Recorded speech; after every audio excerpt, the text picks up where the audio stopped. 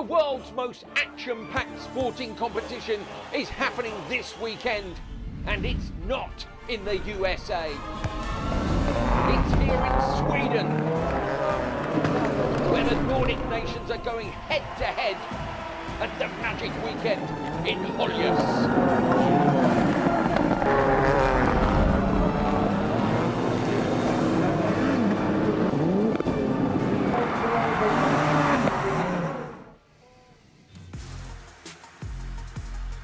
Welcome to the legendary Höljes farmland in Sweden. We've had a roller coaster weekend, and you join us just as we get to the crescendo of that round 3 of the FIA European Rallycross Championship. Absolutely brilliant time we've had so far. It's been a bit carnage. I have to say the weather's been on and off. Not going to lie, it's freezing cold. The wind's coming straight through here, but we're fine. We're having a good time. You guys are having a good time as well. My name's Andrew Coley. This is Clara Anderson. Clara, lovely to see you. Let's take a look at what we've been up to so far and today, and get you up to speed if you have missed some of the action. So, absolutely poured with rain this morning. Andreas Bakkerud into the gravel, luckily didn't go over in the background. Johan Kristoffersson couldn't see where he was going. Clara, the conditions were just like last year's finals. It was horrendous. The drivers were just searching for every bit of grip that they could, but yeah, massive drama as we saw Johan make the pass on Bakkerud. Couldn't see a thing. Just awful, couldn't see anything at all, could he? Not literally, he could barely see his hand in front of his face. He was wiping the screen when he took his belts off. This was the quarterfinals. OC Baby with Patrick O'Donovan. Tiny bit of contact between them. He made the pass. Unfortunately, Patrick didn't make the cut. But again, the conditions just absolutely terrible. This was Johan Kristoffersson getting a brilliant start. Fabien Paillet, unfortunately, dropping back a little way. The top 3, of course, went through from each of those quarterfinals. This is Christensen going off on the inside line, managed to avoid taking out Kasper Jansen. Kasper Jansen, another one with visibility problems. Bakkerud went through as well. So RX1, that is, of course. We're now starting with the semi-finals for all of our categories. So quarter-finals for RX1 were earlier on today. We're now on to semi-finals for each of the categories. 5, 4, 3, and 1 are the categories. The 4 qualifying sessions happened, of course, 3 yesterday, 1 today. Now the semis, 6 cars in each of the semis, and the top 3 go through to the final. And the final is where you can win this event, Euro RX of Sweden. On the front row then, Armin Raag and Valentin Comte. Armin Raag, the TQ driver, with 3 out of 4 session wins. Row 2 is Tim Braumuller and Otto Horvath. Braumuller was a winner earlier on this season in Latvia. And on row number 3, Marco Muru and Teddy McPherson. So this for a spot in the final. Conditions have changed massively again from earlier. We have had yesterday with shorts and t-shirt where the bright sunshine, good visibility, Clara, yeah. not a drop of rain about. And then today, I say not a drop until the very end of the day, of course, caught out our last drivers. It's been up and down like mad, so we're yet to see what the track conditions are like. Let's get into this, take a deep breath. You're going to be with us for a couple of hours as we get through to the end of the event. Oh, we have a stall on the second row. On the outside, Horvath has been left. Marco Muru was looking for the good start that he got earlier on today, but he didn't get it, did he? It's McPherson who's got the whole shot from the back of the grid in the number 19 car. That goes to show you what the grip levels are like here. I think that might be Armin Raag making a pass on the inside line. On the loose, look at the track almost dry again. Yeah, this will be tricky because now the sun is out. It's quite windy, so it's drying very quickly, but there are these wet patches that you just need to stay away from because it's 0-0 grip. Otto Horvath in the number 8 there, the one with the yellow on. That was the one that was stalled on the grid, already back in the mix, but of course around him Comte and Braumuller, who've jokered. McPherson, the British driver, out front, trying to look down and see where he's qualified during the course of the weekend. 9th, 10th and 14th, so to be leading the semi-final, McPherson will be over the moon with that. Absolutely, and he's pulling a gap against Raag. This is great driving so far from McPherson. Absolutely brilliant. Into the joker lap goes Raag. This is an early joker for Raag. Interesting. Yeah, lost out at the start. Is this to try and cover off the drivers behind? The Comte, yeah. Because we're seeing Comte having great pace all weekend long, so that was definitely to cover him off. Right, Comte in front, look. Oh, yeah. No, it's Braumuller. Yeah, it's Braumuller. So I thought Armin Raag then. I think that's to try and guarantee a position in the final. Side by side now as they head down the straight. 117 is Comte. super close between them. Muru just behind. Just want to see if Muru's lost the rear wing. There's no rear wing on Muru's car at all. You see, I'm sure Muru started with the car. We've had people losing wings left, right and centre this weekend. Whether or not he had one at the start, I have no idea. But into the joker that goes your leader, McPherson. Good choice, I think, for the strategist there. Just get him in and out. He had a big enough gap. Quite surprising, I think, to see some of those jokers earlier. But Muru looks like, Rag looked like he was trying to cover Comte and didn't manage it. Absolutely. And you can see Braumüller really keen to get him past there. Hits the inside in the velodrome against Rag. Great fights. Yeah, really good. Rag in the 108 on the outside. 22 is Braumüller. Braumüller, a previous winner. Rag right up there in the championship standings, hasn't had a win. But was sitting in P2, I think it was, coming into this event. Just 2 points behind. It's interesting now because Marco Muru is sitting in P3, but he haven't jokers. So do you just wait for carnage to happen to find a gap to sneak in, to wait for the last lap, or does he go now? I guess he's got to see if he can get another. No, they're all on him, aren't they? Yeah. I think he's going to wait. The only thing that might happen if he waits is there could be carnage behind him, so you could cause the carnage, which would be handy for him. So I'm sure that car was sporting a rear wing earlier on, and that will be affecting him if it was off in the first couple of corners. Oh, McPherson's gone a bit wide here. Comte up the inside. McPherson will have the inside line at the bottom of the hill. He's going to be brave to go side by side down here. Comte is through. So nice pass on track. He only slid a little bit wide, but he got up the inside. 2 laps still to go. Muru, the only driver not to have jokered. Here is Muru now without the rear wing on the car. Oh, and in behind. Great stuff. Braumüller trying to come around the outside of Armin Rag. Rag just sitting patiently waiting, but only one of these drivers from that pack is going to go through, Clara, at the end of the day. Braumüller is the one that needs to make the pass at Rag to book that slot in the final, because, as you said, Muru needs to do the joker, but the fight behind him is still not over. So McPherson going after Comte. You can see the dust on the outside line, but there are puddles on the inside line. Such different conditions in the various different corners on the track. Down the hill, super close to the barrier. So we've got another lap to go, and the real battle is behind. So Marco Muru definitely missing the win because Armin Rag is in the sister car just behind. So look at the 2 liveries, they're exactly the same, but one is missing that rear wing. Muru in front.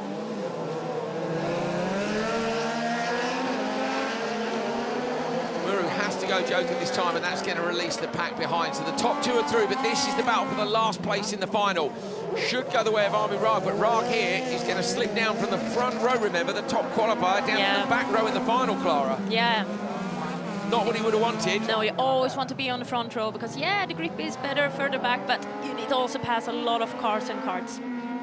Braumüller trying to find a way past if he can, but I think that was the best opportunity. That section of corners is where we see most of the passing. We do see a few last-ditch attempts down here, but Valentin Comte, the French driver, comes through in the Ligier XC04 through to the front row in the final. Behind then Teddy McPherson. Oh, and off on the inside line, spin from Braumüller trying to make a pass. It looked like Armin Rag does make the cut. So McPherson has gone through in another Team Ligier, and then Armin Rag.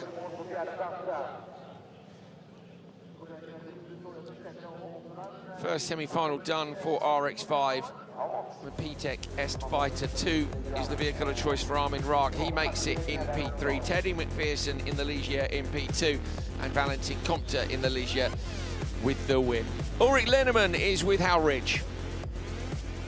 Ulrich, the guys making yet more changes to the car, dry tyres going on for the semi-finals. You've had an up and down season in gaining and losing out in the quarterfinals. Had a poor start there on the start. Got it all back. What do you hope for the semis? I hope for some more luck. It's set promotion against Kristoffersson, so maybe some chaos can help me up, but otherwise, it will be really difficult to go against Kristoffersson, Röttgren and Topainen.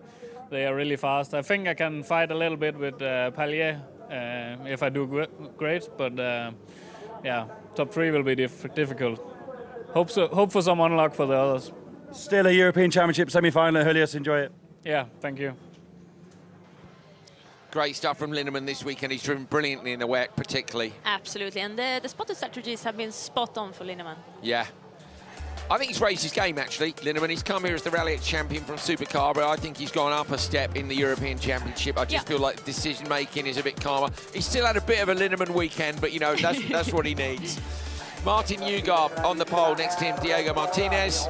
Martinez could have been the TQ, but for a retirement yesterday. Marin Lohéac on row 2 with Marek Michik. And on row 3, Brian Neumeier and Dominikos Kovacs.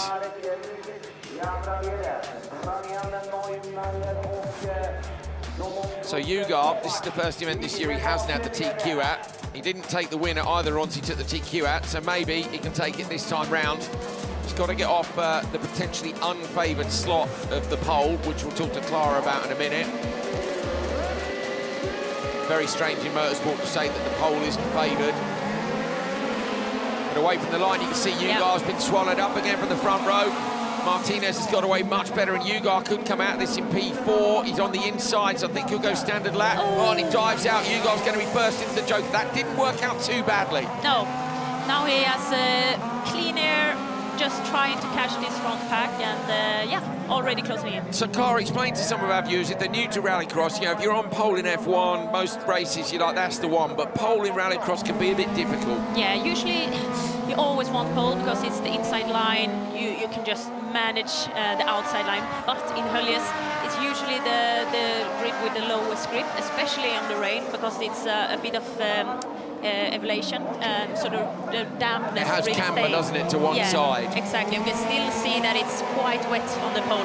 And also they get a lot of rubber down? Yeah, exactly, because always someone is starting on pole, but not necessarily on the outside. So. Yeah, sure.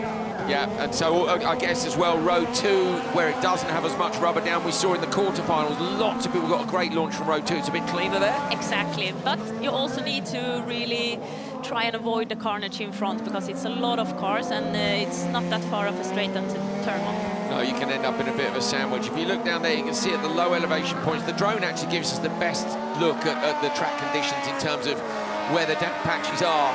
And in that dip between Velodrome and the corner before it, it's just still a bit damp. Obviously, the gravel holds the damp for longer, and then that gets dragged out.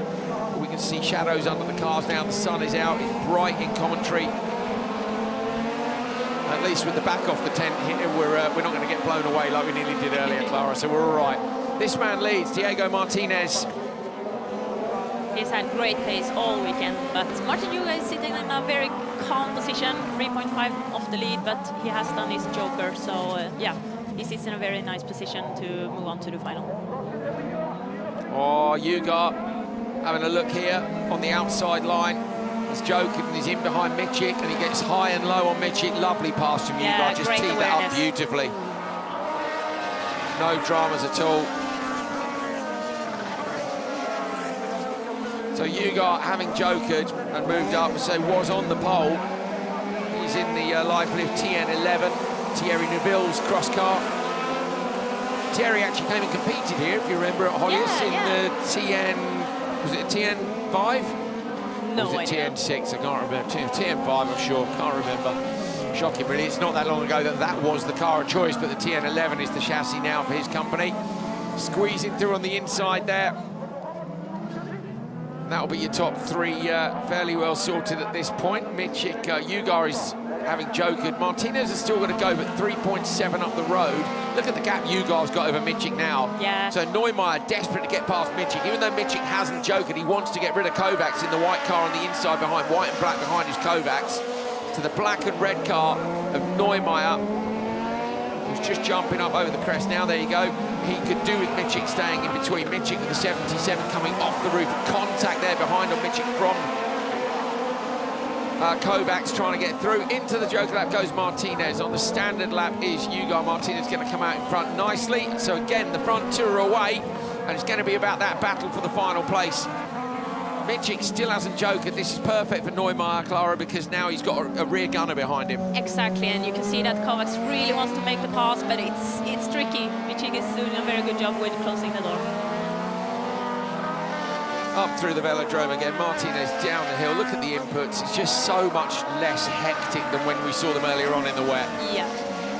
these cars on the wet, it's not easy, I can imagine. No, it's wrestling the whole time. And what we talked about with the brakes and how late you can brake. Yeah. It's so easy to lock a wheel when the car's this light. Exactly, and with it only being rear-wheel drive and the weight on the rear of the car, it's so easy to make a spin.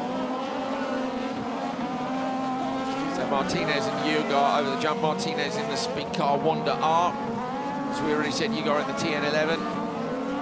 See Nyirád with the fastest lap of the session, 47.2. And that's fast, yeah, it's faster than Conte in the first one, isn't it? Yeah, and Martinez.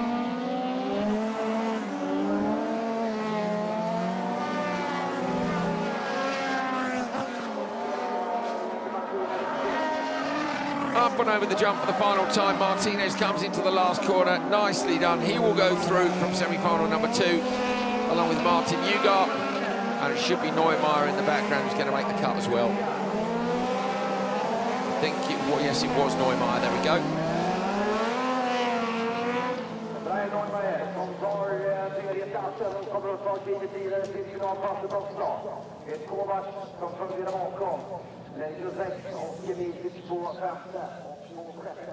Confirmation of the result then from semi-final number 2. Diego Martinez takes the win from Martin Nyirád and Brian Neumeier. They will go through. Kovacs, Lohéac and Michik are done for the weekend. We're going to go down to Hal Ridges with Kasper Jansen. Kasper, the guys just finishing off the preparations on the car ready for the semi-finals. Just give us a quick insight into the quarters. Looks like your visibility was pretty poor. What happened? Yeah, so on the first straight of the start we got some mold on the inside, so we was available to get it away, so we didn't have so much of a view of the race, so it was shit, but we are at least in the semi-final, so that's good, and we need to work on to be top 3 in the semi. The guys working hard to seal up the windscreen, try and keep the car as dry as possible. Although the sun's come out and you're putting dry tyres on, so hopefully not a problem. Third row of the grid, potentially lots of grip as well. Yeah, hopefully it is. So now it's drying, so it will be good. We have good pace on the dry. So we see in the Q1 we are really good. So hopefully it's still there. So go for it. Thank you, Kasper. Good luck. Thank you. Kasper, understandably a bit frustrated. Apologies there for the language. You have to understand it's his second language, and he does a brilliant job. Still a bit nervous in front of camera as well. So well done, Kasper. Oh, is that just a pre-start? Just cut to the picture with a lot. That was a lot of smoke. That's what I thought too. That's what I thought too, but okay. We'll see. Right, on to RX4. So based on the Rally 4 category of cars, these are a much cheaper way into Rallycross, and Mattias Solberg Hansen on his first outing in them this weekend has been absolutely outstanding. Won 3 out of the 4 sessions alongside Thomas Conseil. Qualified third, and on the second row, Albert Koch, who's the one we saw all the smoke from a moment ago, and Andrea Benazet. So Benazet qualified 7th in the end. Benazet, remember, is the championship leader and the winner of the first round in Latvia. So he has a lead of 11 points over Philippe Melon. But, yeah, tricky stuff for him this weekend. Now, Clara's mentioned already that slot number 1 is still damp, and it definitely is, isn't it, Clara? Yeah, and especially in these type of cars that are so equal to each other, it makes a big impact. Julian Muniz stood right behind us doing a practice start here, holding the handbrake as if he's about to launch. Great start from Koch and Benazet. Yeah, from Koch, good on the second row as well. And look at that, the pole sitter, Solberg Hansen, has just gone backwards. Benazet trying to come around the outside of Conseil. Those two teammates, there won't be anything silly done there, I'm sure. And off to the joke lap has gone Solberg Hansen. So Solberg Hansen's been mugged here. Top 3 will go through, so only one driver's going to miss out, but this is a really strong semi-final. Absolutely it is, and it's so important for Benazet now to capitalize on running P2 in the heat. He needs to make that final. As a championship leader, you need the points, but you see Koch is really putting the pressure. So looking at this, we've got everyone, so the top 4 in the championship are these 3 and Philippe Melon. So Solberg Hansen has landed himself in the harder semi-final here. So although he's taken the pole, being on that damp slot on the grid has made it really difficult for him, Clara. I do think it will dry by the time we get onto RX1. What do you reckon? Yeah, I reckon so. Car's going nice and light. That cresting turn, look at that in the background. Solberg, Hansen really pushing. Let's see if we can see what the gap is for the Joker. There it is, comes in as if by magic, and it's 4.1. So at the minute, it would be enough for Solberg, Hansen to get back in there. And indeed, where Koch has gone, Joker, Solberg, Hansen has gone up a place already. I thought he might be in trouble here, but he's not in any trouble whatsoever. He is already within the window, taking the win. Yeah. 2.2 seconds off the leader. Solberg, Hansen here is so impressive this weekend. I hope we might see more of him. I should think he'd be considering or wishing that he maybe done the whole series. Onto the back of them already. Yeah. Well, I mean, have a look, Clara. Where is he making the difference for you? He looked good in turn 1 to me. Yeah, you can see that he's really trying to just carry the momentum and really keeping the minimum speed throughout the corners as high as possible. And we see 49.7 fastest lap of this heat so far, but they are still trying to find a way to close down to Benesse, who's yet to joker. Wow, so Conseil having jokered already. Yeah, Benesse going to lose out here. The question is, I suppose, actually, is Benesse going to lose out to Albert Koch? So only the top 3 go through. So let's see what the gap is back. 3.9, and it was 4. Oh, it's gone up to 4.1. So I think that's right on the borderline, isn't it? Yeah. So Joker, we're saying, is 4.1 exactly. So at the minute, Albert Koch is just outside. So Albert Koch has really got to push here and hope that when Benesse goes, if Benesse likewise, I think, Clara, he's got to stay out at the minute. He doesn't have quite enough of a window. Exactly, you need to try and just gap as much as you can and just wait for the perfect time to joker. And it's still quite a lot of laps to go in this semi-final. Yeah, 6 laps semis and finals, of course, 5 laps in the quarters, 4 laps in qualifying. Just to make it extra hard for the drivers. Disaster yesterday if you missed it for Fabien Paillet when they forgot to joker him. And it sounds so stupid, doesn't it? Oh, can't you remember you've only done 4 laps? No, you can't. You barely remember what corner you're in, let alone how many laps you've done. There's so much going on in the car. Yeah, and it's the adrenaline is so high. The pulse, I mean, we're up on maximum pulses, especially in the launch of a race, so it's not easy. Really high pulse, is it? Yeah. What sort of heart rate are you reading? Maybe 190. Really? Yeah, but my max is 210. That's bonkers. Yeah, you're only young, you're all right. Yeah. My max is well under that these days. I do push it occasionally when I'm swimming, but I don't know if I've ever had it quite go up that high in the race car, but that just goes to show you the level of adrenaline you're operating at. You see, Albert Koch was the fastest one on the lap 4.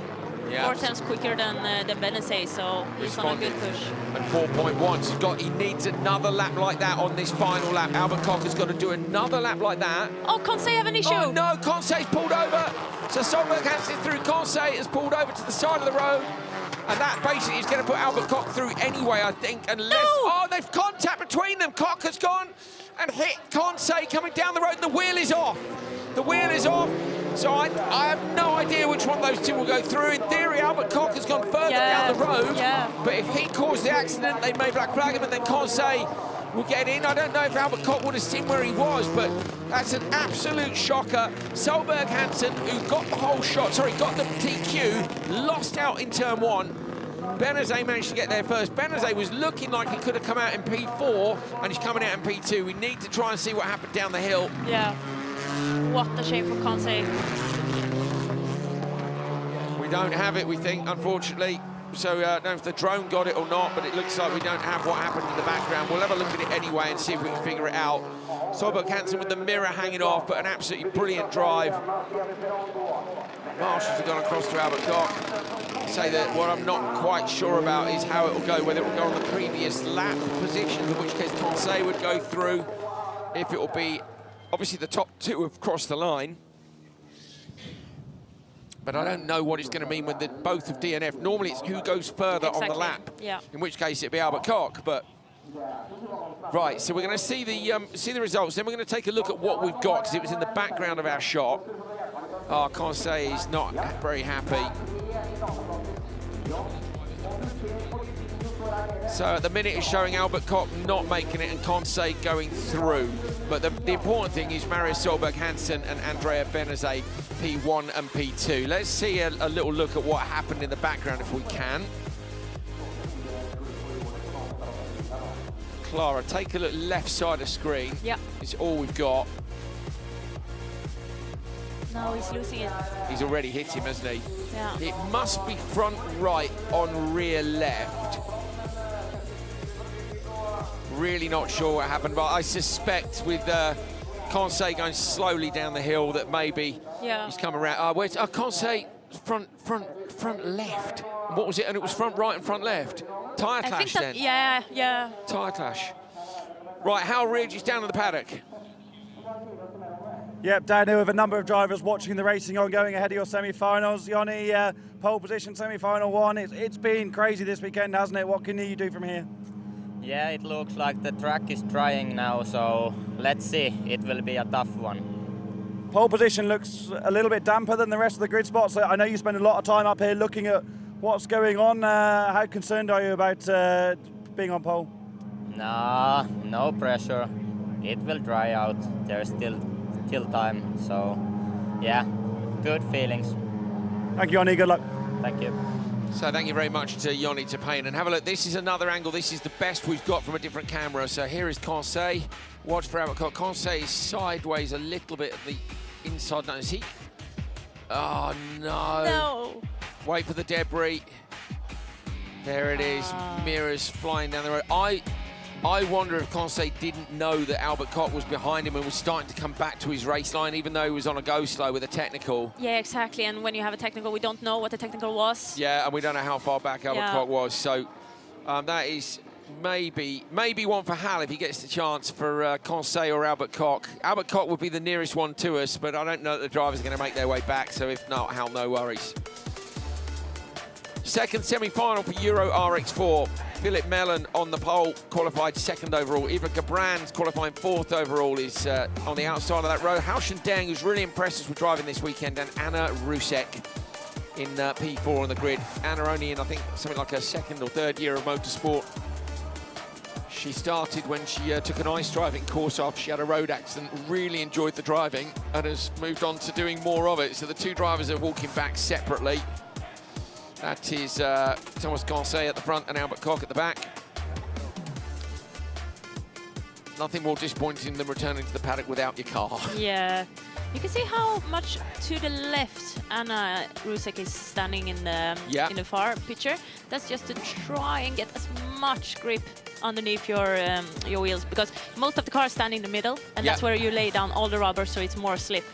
So I think she's just trying to find any bit of grip to make a run for it on the outside. Great insight from Clara Anderson. Thank you, Clara. My name is Andrew Coley. In the paddock is Hal Ridge. Waiting for the cars just to clear the track after that recovery operation for the two involved in that shunt. I can see Thomas Conseil's car now is on the front of a scoop. From commentary, we can see it being removed from the very fast downhill section of the track, and it's going up the exit road now. So we should get a green flag from the Turn 1 marshals any minute. There it is. They're waiting for somebody to head back to their marshal post. The fans are all sitting back out.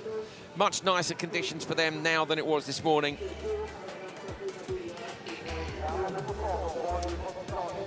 Philip Mellon, the winner last time out, won all 4 of his heats and then won the final. This weekend it was a P4, a P2, a P1 and a P2. So 1 Q3. But, as we've seen so far, everybody in that pole has struggled. Yeah. And I think that's what the RX1 drivers will be watching really keenly is it cleaning up or not? Is it drying? Are they going to have a nightmare? Let's see if Conseil can get away. Haochen Deng on the second row has been impressive all weekend. Better start, I would say, by Philip Mellon than the other. We've got Haochen Deng does get alongside Haochen Deng with good momentum here inside. Gebrandts, they're 3 wide. Gebrandts gets pushed sideways, but Gebrandts is still there in the background. Anna Rusek spins around. Gebrandts goes straight to the joker. Philip Mellon takes the standard lap with Haochen Deng right in behind, and Rusek has recovered from her spin and will join the back of this group. But Mellon with the lead, and behind Haochen Deng. What the first corner by Gebrand. I mean, that was a stellar move from the outside, and yeah, I think he took the joker because he was entering turn 2 way too fast, so correct decision, and let's see if he can close it. Yeah, got to try and do the lap times now and get there. Good start again by Haochen Deng. It was a better start by Philip Mellon. Looking at the grid slot, Clara, it's cleaning up a little bit, isn't it, from commentary, so maybe that disadvantage will disappear a little bit. But look how close Gebrand is already onto lap 2 with the joker done. Amazing. the early joker seems to be paying off. Yeah. Because there's always a scrabble in turn 2. You always lose time in the first lap. The run from the tarmac start onto the gravel, there's say 50 metres of tar before you hit the gravel. If you're on the front row compared to row 2, is there more time to get traction from row 2 before you hit the gravel and start getting wheel spin? Does it make any difference? Definitely, especially when you're always see Garam putting some pressure on Dan, who's yet to joker, but definitely because you're entering the gravel with a bit higher speed, so it will be a bit easier for the car to really dig into the gravel and pull you forward. So rows 2 and 3, if you do get a good start, you then got a bit of momentum. Dang has got a bit of momentum here, and just gapped Gebrand's bit. Gebrand's so brilliant on the brakes. Look at the difference on the brakes into the apex. Fascinating to see where the different drivers are quick or slow. Dang goes joker. That's going to release Gebrand. So you see that Melon is responding now, putting the fastest lap in this heat. He just really needs to dig deep now and pull as much of a gap as he can towards Gebrand. Gebrand with 2.5 on Melon, yeah, so Gebrand could still take this at the moment. Rusek is just joking in the background as well. So at the minute, Anna Rusek won't make the cut. I think if there's any problems, it'll take problems for the others at the minute. After she had that spin in the first corner, it'll be very difficult for her to pass the other cars in terms of time. The gap was 2.6 to Gebrand's. Again, deep on the brakes into the hairpin, nicely done. And over the line, Gebrand's still 2.6 according to our timing screen. So very consistent. So Melon, as you said, Clara has responded, and yeah, I mean, he's only half a tenth quicker on that last lap, but quicker he is. Yeah, it's going to be tough. Is 3.1 enough? I think it will be tight. Me too. Left wing mirror facing the wrong way. That's something we have seen with these cars. As the mirrors are knocked off quite easily. Of course, the RX1 cars have something a bit smaller, a bit more bespoke on them. Into the final corner on lap number 4 or 6. Now, if Melon thinks he's got enough of a gap, he might go here. 3.3 the gap is now. He's got 3/10 quicker on that last lap. Yeah, and it's a decent attempt. 1.2 quicker than Gebrand. Staying out, yeah. So he's got that's the right response. Look, up to 3.7. Yeah, now he has the momentum, so just bang on the lap times and wait until the last lap. It's always so gutting, isn't it, for a driver when you see and they do a couple of good laps. You go, oh yeah, nice one. You might as well stay out for one more. Yeah. And then they make a mistake and end up dropping back. Exactly. I've been there, done that. Yeah, really. Yeah. The lines starting to appear, not ruts really, but 2 lines down by the barrier on the inside. The track here at Höljes holds up so well. It does. Big shout out to Höljes RX, Finnskoga, MK and the whole organization, because there's been a lot of racing and a lot of cars this weekend. Yeah, we've had SM as well as Euro RX. And we had a pouring rain before, but I mean, the gravel looks amazing. So we've had rain all 3 days, haven't we? So the first day was on and off all day, yesterday just at the very end, and then today absolutely pelted down the middle of the day. Melon takes the joker, comes out well in front of Ivo Gebrand. Dang is going to get P3 here. Rusek is a little way off now, I'm afraid. But good drive by Philip Melon, looking for win number 2. Don't forget that his main rival is going to be starting from the back of the grid, Andrea Benazet. They're a win apiece. Melon is 11 points behind in the championship standings. So he's going to nick a few more points here, get points in the semi-finals. Points in the final as well. Semi-final number 2 goes to Philip Melon. He'll close the championship gap down slightly to Benazet. Gebrand with P2, Deng with P3. And here comes Anna Rusek, anti-lag, popping and banging.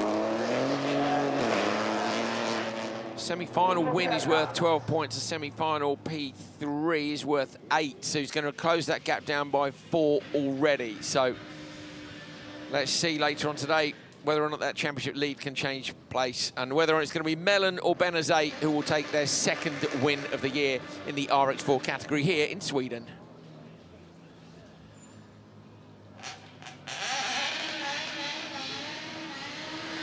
Result of semi-final number 2. Your winner, Philip Melon from Ivo Gebrand and Deng. Anna Rusek eliminated at this point. So Hal Ridge down in the paddock.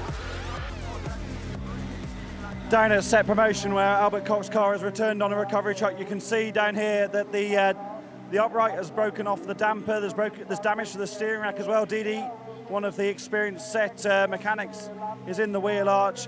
Such is the experience of these teams and engineers that they already had the parts required to change onto this Renault Clio before the car even made it back to the paddock. Now, I still don't know who's in based on who finished based on the back result, but yeah, this is the new upright, new wheel bearing, new bracket to hold the steering arm, and I'm sure they'll get it fixed in time. But yeah, high pressure for these guys. This is where the mechanics really owe their money. And if you look in the background, we won't interrupt them at the moment, but Jussi Pinnamäki talking to Albert Koch, and the two RX1 cars within this team as well is getting ready. I'm going to have a quick word with Jussi. Jussi, it's intense in here, isn't it? These guys are trying to fix this car. The two supercars are ready to go as well. It's big times. Yeah, that's what it is. You know, the schedule is tight, and really unfortunate for Albert.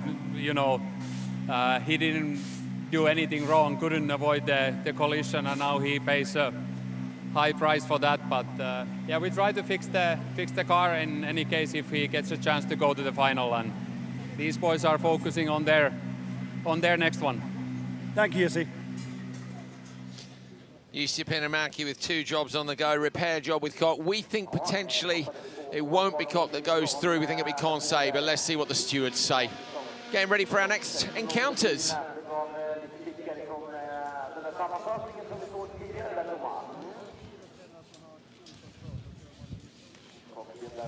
RX3 coming up for you next. This was the category that used to be known as Super 1600 if you've been following Rallycross for a long time.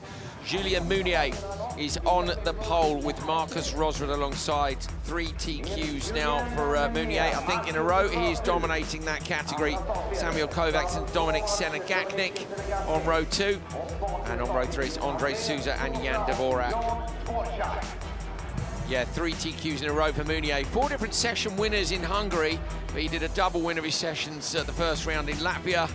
And then again here this weekend, 2 wins. So Meunier with 3 TQs, 2 wins, looking to make it 3 wins here.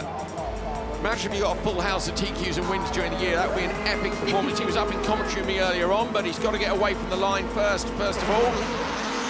Meunier moves immediately to the left-hand side, shuts the door and claims a bit of track on the run to turn 1. Rosrud alongside, 3 wide, 2 rows on the run to the first corner. Bit of contact behind, maybe from Kovacs. Meunier, rear wheel in the gravel, gets to the inside line. Kovacs, I think, the whole shot. Off into the Joker lap goes Souza in behind as well. I think it's, I'm not sure, maybe, can't tell from that angle. But Kovacs leading on the standard lap. And then Meunier P2, Rosrud in P3. Two lines, 3 wide there, Clara, into turn 1. Yeah, what a move from Kovacs to take the whole shot there with the undercut on the boys fighting in front. Great job, and he's pulling a gap against Julien. Rosrud is very quick down that back straight. It was Dvorak who went with Senegaknik in behind Souza. So there is Souza, and you can see behind Dvorak in the red, Senegaknik in the green. And Meunier will want to try and find a way past Kovacs. The only thing I wondered with Meunier was, did he get a little push in turn 1 to run him deep, or did he just go in hot to make sure that he got the whole shot and then run a bit too wide? Oh, Meunier into the Joker. Early Joker, and Souza's got him already. So this is really, Souza has pulled an absolute stormer here. The early Joker has paid off again, Clara. Yeah, we see the hustle in turn 2, and especially in turn 1 and turn 2, it takes so much time away. So if you can enter that Joker with a great speed, it's... Meunier trying the outside. I'm not sure. Dvorak and Senegaknik inside. Oh, what a shame. So that looks like the dream's over for Meunier then. Commentators curse, I'm afraid. 3 TQs, but not going to be 3 wins if he continues to go slowly. And he does in the background. So Meunier with a problem. Your championship leader, Julien Meunier. And the only man who stood in the top 10 of the podium, there'll be a different winner today. Behind him, Gert Bliss is 14 points back. Gert Bliss is in the next semi-final, and his team will have one eye on that now, Clara. He must make the final if he wants to bring this championship back to life. Absolutely, he needs those points to try and catch Julien in the standings, but yeah, what a shame for Meunier. André Souza leading this semi-final, qualifying 4th in Q1, nice one, 11th, 13th and 11th. Hasn't got it done in the other sessions, and he's leading the semi. Could well see himself on the front row here.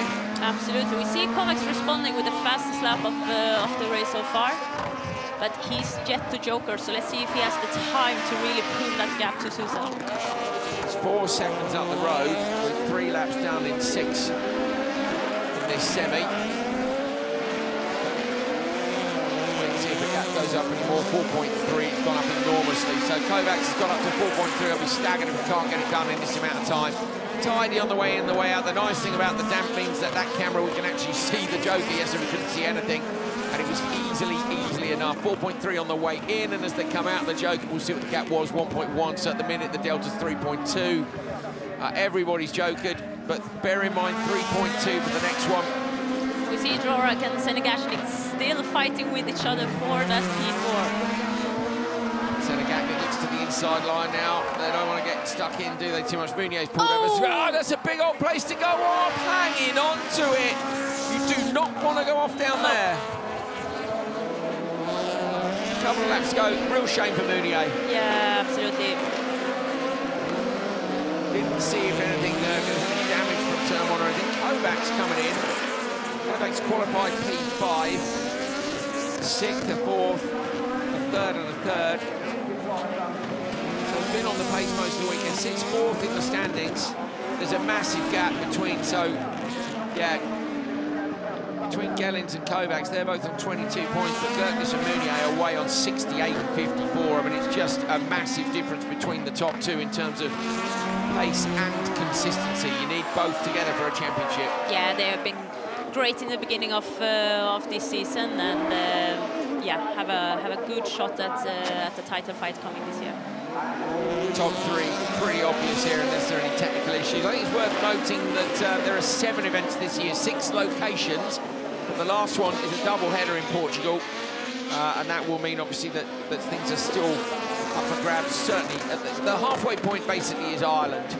So this is 3 events in Ireland, will be 4, and then obviously 5, 6, 7 afterwards for heading to Lohéac and down to Lousada for a double header.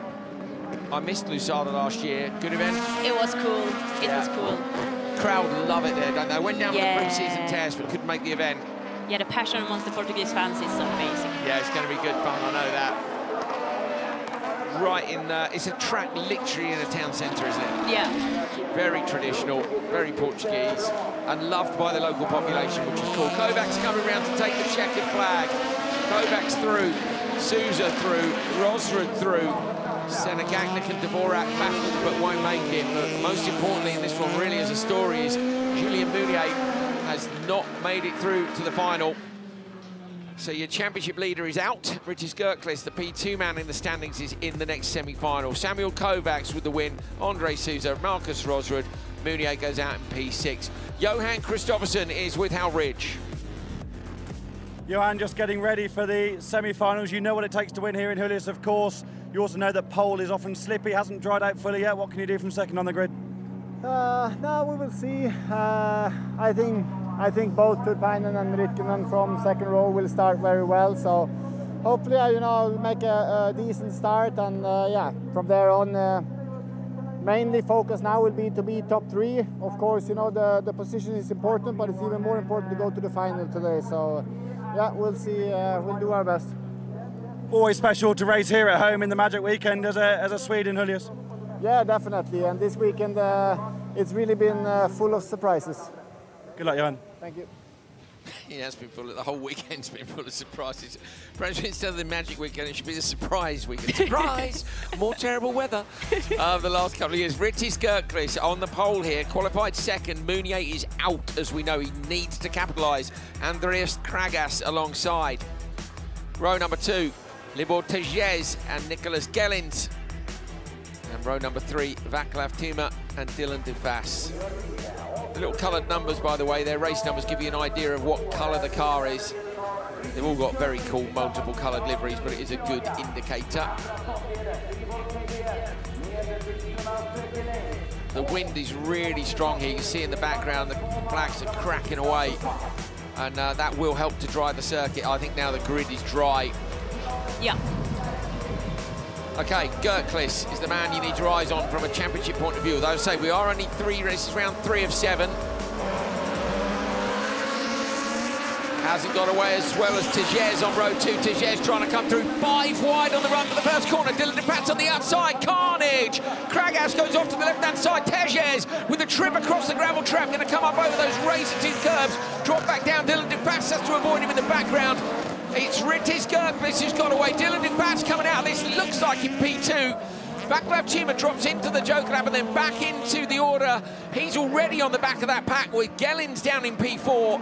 So Vaclav Tuma looking really good round the outside of Gellins. Can he make this stick or not? He can't this time round, so the battle's raged throughout the pack. Kragás and Tuma have gone Joker. Thanks to the carnage in turn 1, Gerklis is down the road. What a start. Unbelievable. 5 abreast going into the first corner in Höljes of all places. I mean... And off a grid start, you know, when you start in a line, you kind of expect it, but they started on 3 rows and went into turn 1 in 1 row. I wonder if the FAS have picked up some damage from that big hit into the turn 1. The car looks a bit twitchy. So Dylan de Pat's running P2, the white and blue polo, and the 2 cars behind indeed go Joker. This might be to try and cover off Vaclav Tuma and Andreas Kragás. Kragás is going to end up P6 here, I'm afraid. But good job of Vaclav Tuma. Vaclav Tuma moves up to P3. And having Jokered already is looking like he'll make the cut, but anything can happen, as we've seen so far this weekend in every category and every session. And yet again, that early Joker is really paying dividends for Tuma. Yeah, again, that's every category now, isn't it? We've said most of the semis, in fact, all the categories. Vaclav Tuma with a very factory Skoda look, and he's broken the car. Front right, no, it's the front right tyre. Vaclav Tuma, just as we were saying how well he done. Tuma drops back, and now this battle then between Gellins and Kragás is actually for a position in the semi-finals. I think, though, Höljes has joking now in front. De Pat's Gerklis still up the road. So in theory, still Gerklis, De Pat, Höljes in front. You can see Kragás on the rear of Gellins. He really wants to try and fight for that fight in the final. He'll have to catch up now with Höljes, won't he? And looking at the gaps for De Pat. De Pat isn't going to drop back to them either, so these two are probably fighting for P4, in fact. Yeah. I thought it was going to be P3, but it's not. Yeah, too far up the road. Look, Höljes is in the corner now. De Pat, guess it depends what. I'll tell you what, you can't give up, can you? They've just got to keep pushing. Gellins backs it in. We've seen a few people roll the tyre off the rim, landing off that jump. Clara, it's big this year. Yeah, it's a big jump, and I've been speaking to some of the drivers from the different categories, and let's see, the FAS is out making the Joker, but the jump. Oh, De Pat! Big two-wheel moment for the FAS. Wow. Yeah, go on, you said about the jump. Yeah, the jump is not flat anymore. It's so gnarly with the landing, so you really need to manage. You can take it, but it's very risky. So flat out is a risk, so you need to, and then you've got to manage the trajectory in the air. Yeah. We were right, look, so they are. Gellins is almost on to Höljes. Whereabouts has Kragás gone? Says he's, yeah, there he is, only 0.9 back, he's just outside the drone shot. So De Pat and Höljes here are battling for P2 and 3. They would do well in my opinion. Oh no, dropped it in the background. Gellins spins off the jump. So he is out of this one. Vaclav Tuma gone, Gellins gone. Into the Joker lap goes Gerklis, desperate to capitalise on the fact that his championship rival Julian Muniac has not made it through to the final. And Gerklis here has got away with it through the whole race. No trouble in turn 1. Yeah, he's doing everything right to book himself that front row start in the final. Dylan de Pat under pressure from Höljes. If they make a mess of this, Kragás will pick it up straight away. Andreas Kragás behind has done the fastest lap of the race, and these two are still messing around. I think hold position to get yourselves both through. Remember what Johan said just a few moments ago. Rittis Gerklis still has a lap to go. Kragás is gaining on them though, isn't he? Andreas Kragás here. He's ready. Yeah, tell you what, if you're not going to pass him, I'll have a go at you. Höljes runs wide. Andreas Kragás now piling the pressure on. Literal contact on the run down to the first corner in the final lap here. Andreas Kragás desperate to find a way through. This for a spot in the final of RX3 here at Höljes.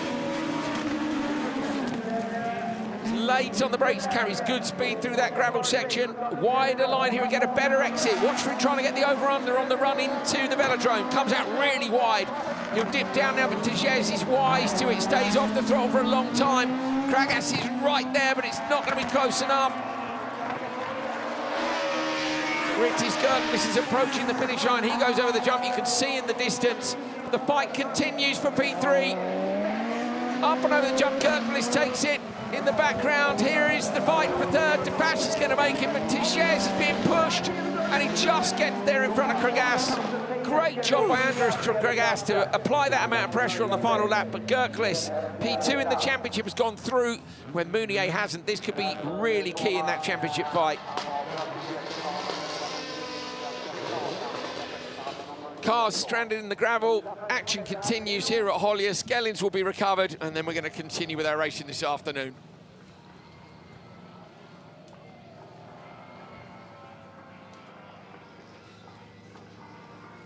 Crowd enjoyed that one, and so they should. So the action is just continuing to be brilliant at Höljes. We all love this venue, but somehow it's just a bit special.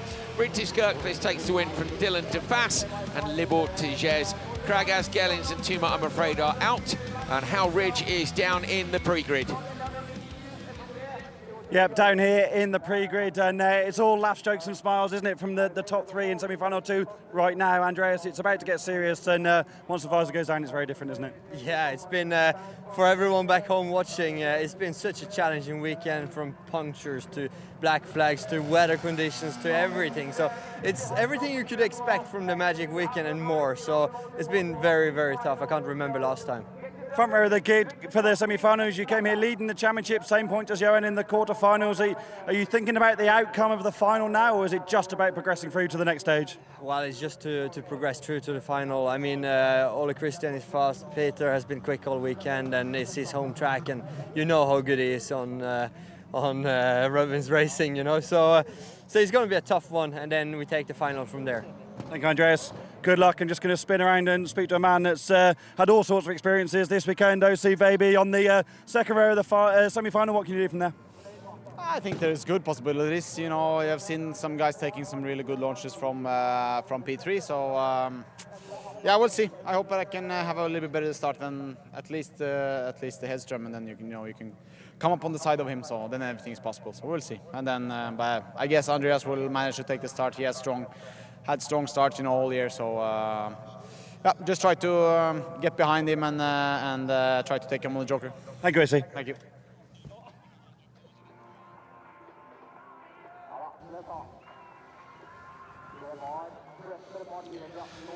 Drivers are excited about getting ready for the RX1 semi-finals. So are the crowd. We're looking forward to this, munching on their lunch, getting themselves ready to get on their feet and see what happens in the run to the first corner. This, Clara, 5 wide. Yeah, and you see the impacts of the father on the front right. I could see, and Tichès up on the inside.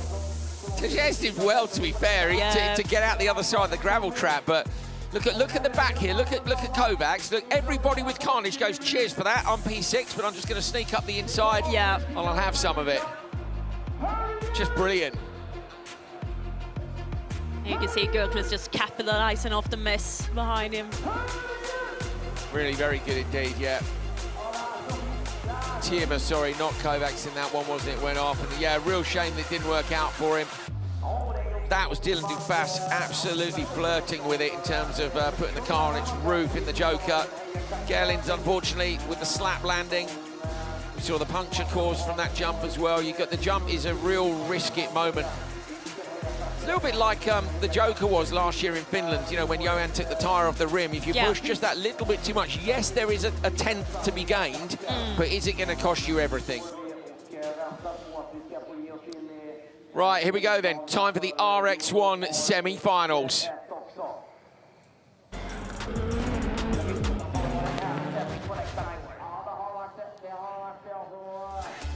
Time for the RX1 semi-finals from Sweden for the FIA European Rallycross Championship. My name's Andrew Coley. Alongside me, Hal Ridge, Joni Tapainen on the front row with Johan Kristoffersson alongside. Row 2, Rutkanen and Fabian Payet.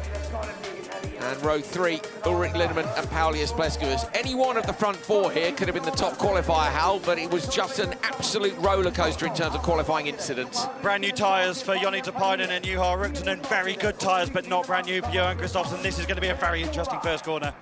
It's going to be a very interesting launch as well. Hal's been out and about in the paddock. We've been watching some of the other semi-finals, and this row 2 position that Rutkanen is in was very favourable. It's a lot drier now.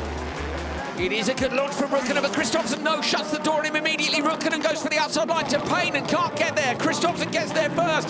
Rukkanen across the gravel trap to Paynen. Goes to the Joker. Rukkanen standard lap with Pleskavas. Ulrich Linnemann has gone into the Joker lap as well, and Fabian Paya finds himself down in P6. Rukkanen lost so much time there in turn 2, bounced through the gravel, obviously had to kick it down again to get going again, and that's given Johan Kristoffersson quite a margin at the front of the semi. That is not what Set Promotion wanted to do. Against the 8-time World Rallycross champion, Joni Tapainen sending the Ford Fiesta through the velodrome. Brilliant tactics from Johan Hall. He knew immediately that he was going to get a two-pronged attack from Set from alongside and behind. He just shut the door on Rukkanen and spoiled the plan. This is hurting Joni Tapainen, stop behind Pleskavas, looks up the inside. Line, lovely job. Mattias Pleskavas for not fighting the issue. Linnemann looks up the inside and Tapainen in the final corner, great move. Tapainen got caught up there, didn't he? Couldn't turn in because he was leaning on the side of Pleskavas.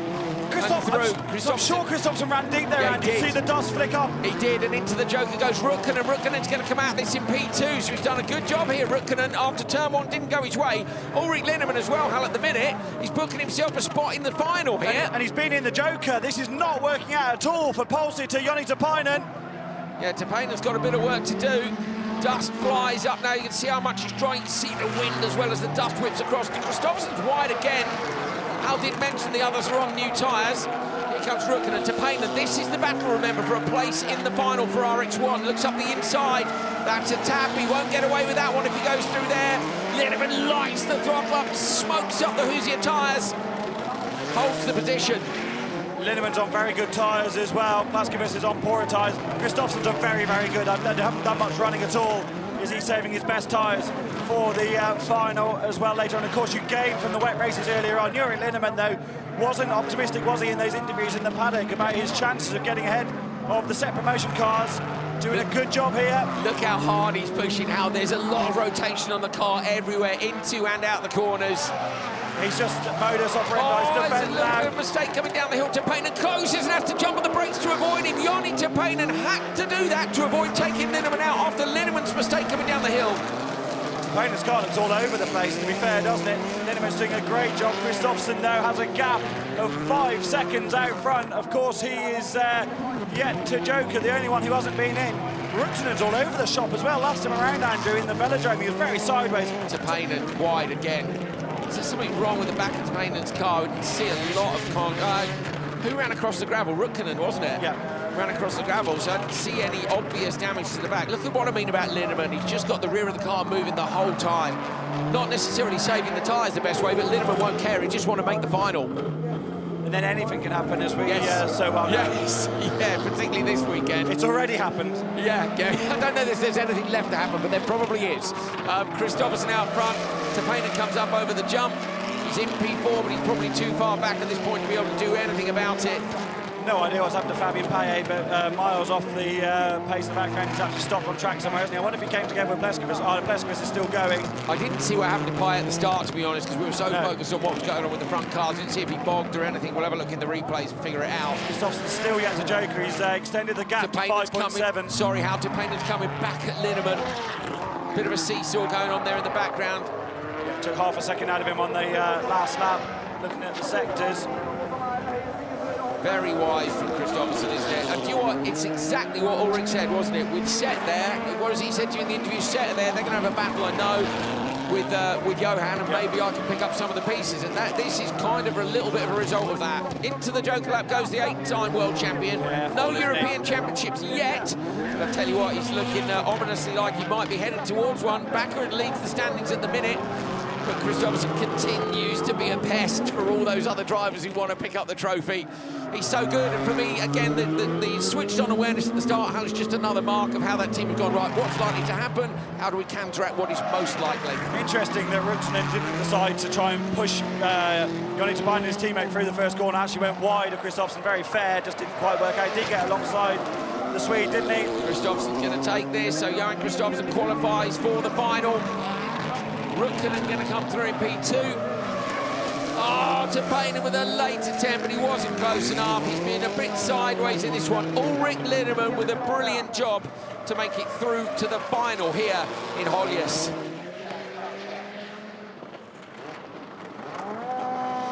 I was saying to Clara, Hal, I know Linneman comes here as Rally X champion, but I think he's gone up a level. I think he's making good decisions. Yeah. I know he's still having roller coaster weekends. I mean, you know, it's part of the brand. Quarter-finals, just trying to see, he made it to the semis, didn't he, in Latvia, quarters in Hungary, but this time he makes it through to the final. Ulrich Linneman on the back row, Juha Rukkanen on the middle row, and Johan Kristoffersson up at the front. Can he take the win? And who's going to be alongside him from semi-final number 2? Shocker for Tappainen, the only driver to have been on the podium for both rounds so far. Fans are loving it, look, standing up there. I can see myself on the TV. Clara Anderson is with our race winner, Johan Kristoffersson. Johan Kristoffersson, what a race that was. Talk us through that first corner. Yeah, no, it was tight. It's a little bit different when you are able to take a start. And yeah, very happy with that, of course. So big credit to the guys. I saw Juha had an amazing start. Almost drove around the outside of me from starting in the paddock. So yeah, crazy launches. But on track, the car worked fine. Quite slippery, difficult conditions, but yeah, pace was good. So very happy to be in the final on the home round, of course, and there anything can happen. So yeah, we just cross our fingers and prepare for the final. Great. Thank you, Johan. Good luck in the final. Johan heading back to get a re-prep done. This was the start, how he said, look, he said jokes Rukkanen starting from the paddock. To be fair, everyone's had a good start from row 2, but yes, we know set starts are good, but it didn't work out, did it? No, not at all, and I think he's in the... Oh, we missed it there. I wonder if I'll see it this time around. I think Rukkanen was probably in the wrong gear. He's got back onto the tarmac, or the car over-rotated, because he just didn't have the momentum to carry it. He didn't spin the wheels up. It's a bumpy old ride through there, and then you've got a class of the curb the wrong way, so he loses a little bundle of momentum here, and then has to like kick the clutch to get going again before going over the first of the jumps. Bakkerud kept the door open here. That's very fair of Mattias Bakkerud. Linneman, though, was like, thank you very much. I'm going to take both of you. Great awareness from him. That's the moment, isn't it, that he went through to the final. Shocking for Tappainen, like I said, to not be in the final. The only driver to have been on the podium in every round so far. Had a good look here and then had to bail out to avoid collecting. Linneman, very fair again from Tappainen. Was sitting P4 in the standings, Hal, as you say, he was actually the only driver to be on the podium, wasn't he? Both P3 both times. So yeah, okay, well, we'll have to wait for another result later in the year for Tappainen, not so much for Johan Kristoffersson. Very impressive. There was the last ditch attempt, wasn't it? Massive jump and a heavy landing. Last ditch into the ditch. So yeah, podium run is over for him. But the Blues, look, are up on their feet. They were partying in force last night, and they'll be ready for the action today. And of course, they only have their eyes on one man, Andreas Bakkerud, on the outside of row 1 with Petter Hedström on the inside. Hedström maybe heading for a front row start again here at Höljes, but Bakkerud will try and deny him, of course. OC Baby starting from that P3, where we've seen some brilliant starts all of these semi-finals. Rennie Munich on the outside of row 2, great job.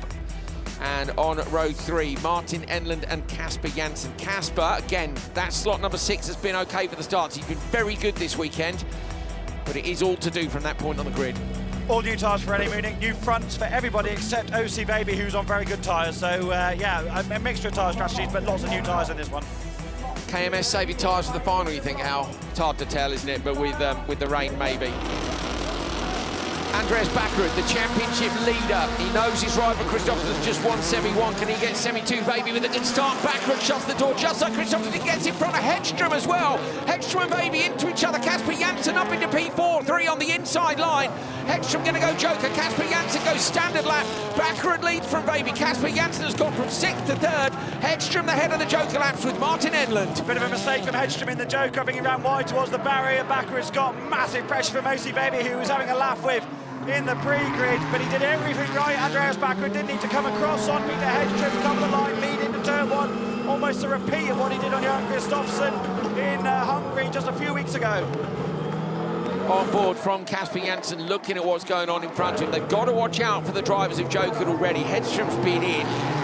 If I were Janssen, I might go, Hal. I might go. I know Munich could be a problem for him, but Munich tends to go earlier, as you said. Maybe one more lap. No, he didn't carry the momentum in, and he bailed out. I think he thought about it and then tucked back in. I think they're too close, Andrew. You've got to go again at this stage. Munich hasn't gone, but the gap has gone up to Hedström. It was 3.3 and it's gone up to 3.7. Look at the ultimate pace that Jansen had early yesterday in the dry conditions. I think you rely on that at this stage, just to follow these two ahead, stay in this fight, and then wait another lap or two. I want to see him in the final, Hal. I want to see him in the final. I think he's been brilliant. And I'd love to see him up there. Was that a slight barrier tap? Not sure. It's always hard to tell when they come down the hill. Backwards still from Baby. Everybody keeping it clean out front.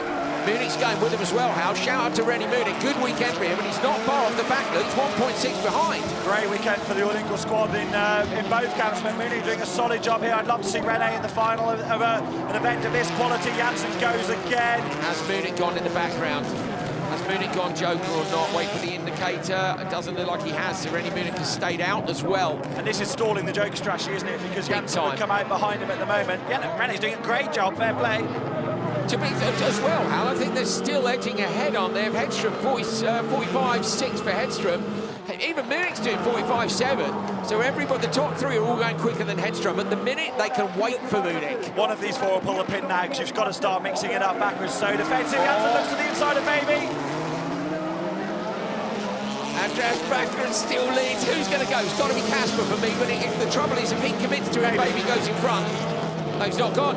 I think, yeah, Kasper could maybe gone earlier than that, Hal, for me. Munich's going as well. That's perfect for Kasper Jansen. That's worked out really nicely. It's a good Joker, too. Uses all the track. Rennie Munich's going to lose the position to Enland, but he manages to shut the door on Hedström. Something's happened between Enland and Hedström out of the shot. Places, haven't they? Maybe looks to the inside of Bakkerud out of the velodrome. Bakkerud knows, though, that he can't pass him there as he gets the traction down the hill. Baby a little bit sideways. OC Baby looking quicker here. He's got one lap to do it. How does Bakkerud dummy him off and go in now? Is that what you're going to say? Will he react late and try and dummy him off? You do potentially risk yourself having a load of contact then as well, don't you? But I wonder if he'll decide late, get back in the throttle, because they've got a reasonable margin, but not enough to lose a load of time. I thought Bakkerud might go there. I don't know if it would have worked or not, because at that point, Baby might not have been able to get on the brake. Close here, Andrew. Kasper's going to get him. Kasper Jansen in front of Baby. Brilliant job. Kasper Jansen is flying this weekend. He's actually a danger here. How to Bakkerud? Bakkerud needs to get the hammer down. 16.5 is opening sector. Kasper Jansen's at a 16.4. Jansen is closing on Andreas Bakkerud, the race leader. Kasper Jansen qualified 6th in this race, qualified 12th overall. Identical middle sectors in this lap. He might be about how to put himself up at the front. The minute is saying that he will retain first. Andreas Bakkerud will retain first place. Jansen gets away with a big jump and a sideways landing. Here we go, this is what it's all about. Watch here for the Joker. Towards Kasper Jansen. Bakkerud needs to massively execute this Joker. Here comes Jansen over the crest on the inside line. I don't think it's going to be enough. Bakkerud on the exit. Kasper Jansen's going to get him. His Baby going to get him too. Baby deep round the outside, trying for the inside into the next one. Bakkerud side by side with him. Kasper Jansen gets it. Bakkerud loses the place to Baby as well. Really brave move from Baby on the loose. Has Kasper Jansen broken the car? He landed so heavily on the front right on the curb on the first of Höljes' jumps. You saw the wheel deflect in the shot. Kasper Jansen looking to the inside. Howell's looking at the front right corner. Maybe a bit of damage, but if he can just get it into this last corner. Kasper Jansen from the back of semi-final number 2 takes the win and will go to the front row with Kristoffersson. Baby gets P2, Bakkerud P3. What a brilliant result by Jansen. Great Unbelievable. And with that, Johan Kristoffersson takes the lead of the European Rallycross Championship with a point after the semi-finals. Andreas Bakkerud will be really disappointed with that result. Thumbs up, lick of the lips. What a brilliant job. Kasper Jansen takes semi-2.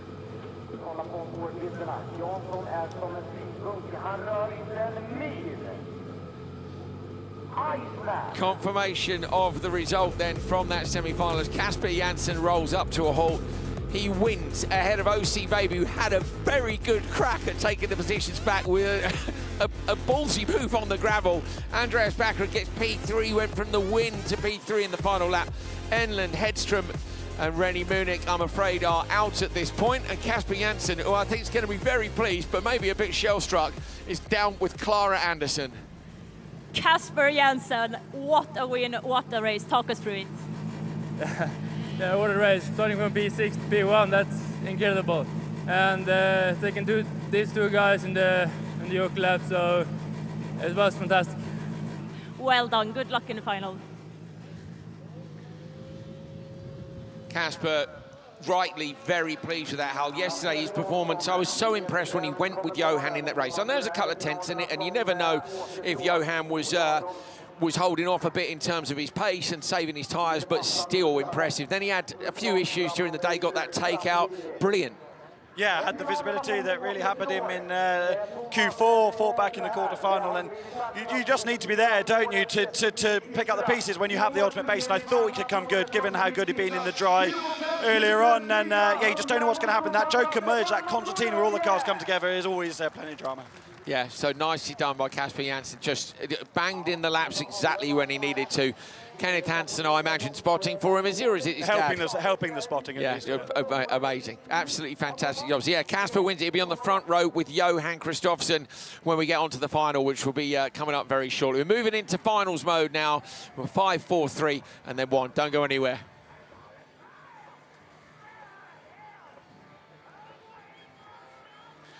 Right, that was a brilliant second semi-final. Let's take a look at the merge that happened, because Hal, this was Baby had a good old crack at this, didn't he? Look at this. Jansen had great pace. He'd taken 3 attempts out of Bakkerud in the final sector. He lost all that time with riding the curb, didn't he? I'm surprised that was Bakkerud giving the space to Jansen, and then Baby just massively capitalised, because I don't really understand what happened to Bakkerud? Like, Baby's carried so much pace there. It's like he's seen Kasper land on the curb and get sideways and gone, I'm going to have a go. But, I mean, or maybe they've identified that as a point where you could make a pass, not used it all weekend. You're a bit of an extra one. You save it for when you really need it. But Kasper somehow held on. Lucky not to damage the car further, get a puncture on that curb. Very much. Okay, on to the final for Euro RX 5. On the front row, Valentin Comte and Diego Martinez. Row 2, Martin Ugar and Teddy McPherson. And row 3, Armin Raag and Brian Neumeier. So Ugar was the championship leader when we came here, with all the points that have happened and so on in the semis.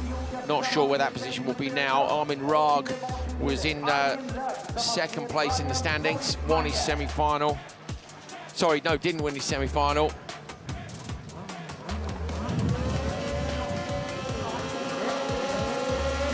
First final of the day then from round 3 of Euro RX 2026. Ugar get a good start from row 2, but Valentin Comte equal to it. On the outside, though, Martinez has got the whole shot. Nicely done. Ugar runs a bit deep, but that'll allow him to be on the inside line for the next corner. Martinez has gone standard. I think Comte's gone into the Joker. Ugar, that looks like Raag as well, is it? It's come through. I think that's Raag passing McPherson, isn't it, on the standard lap. Great job from Martin Ugar to climb those positions. Yes, it is Raag on McPherson. The third and fourth positions at the moment. Comte, as you say, he's been into the Joker and he's already closing on this pack. So Comte with a gap of 3.4 to the lead, and look how much road Martinez is using out front. Martinez has done a good job this week, and I kind of feel like, you know, without that DNF yesterday, he probably would have been the TQ. So, yeah, he is a favourite for it. It would be a third different winner, I think it would. It would be, yeah. Yeah, Comte and Brownmiller at the previous ones, which does go to show how competitive this category is. And also how turbulent this weekend's been for all of the categories. Lots of understeer in the Joker section for Teddy McPherson. Returns to the main lap, still in fourth, so... no, sorry, he lost the position to Comte, so dropped down to P5 at the moment. Neumeier a little way off the back of the pace there, only a couple of seconds, but Martinez then leads the gap back to Comte 3.9. At the minute, that is your battle from those who are joking, who haven't. Lovely jump from Martinez again. This is all about Comte getting the hammer down. McPherson, his Volume Racing teammate, will hang on to the coattails and hope to also gain, but there's a significant gap between the pair of them. Gone up by a tenth. It's gone up by a tenth, so Martinez flying, Comte just losing 1/10 of a second. How long do you stay out? How knowing that you can do it? We're talking about this with Clara. You know, you go, I'll go one more lap, I've got the pace. But you make a mistake on that lap and you can lose the window. That's the game, isn't it? Yeah. Like it's tricky, and I think at the moment you wouldn't go.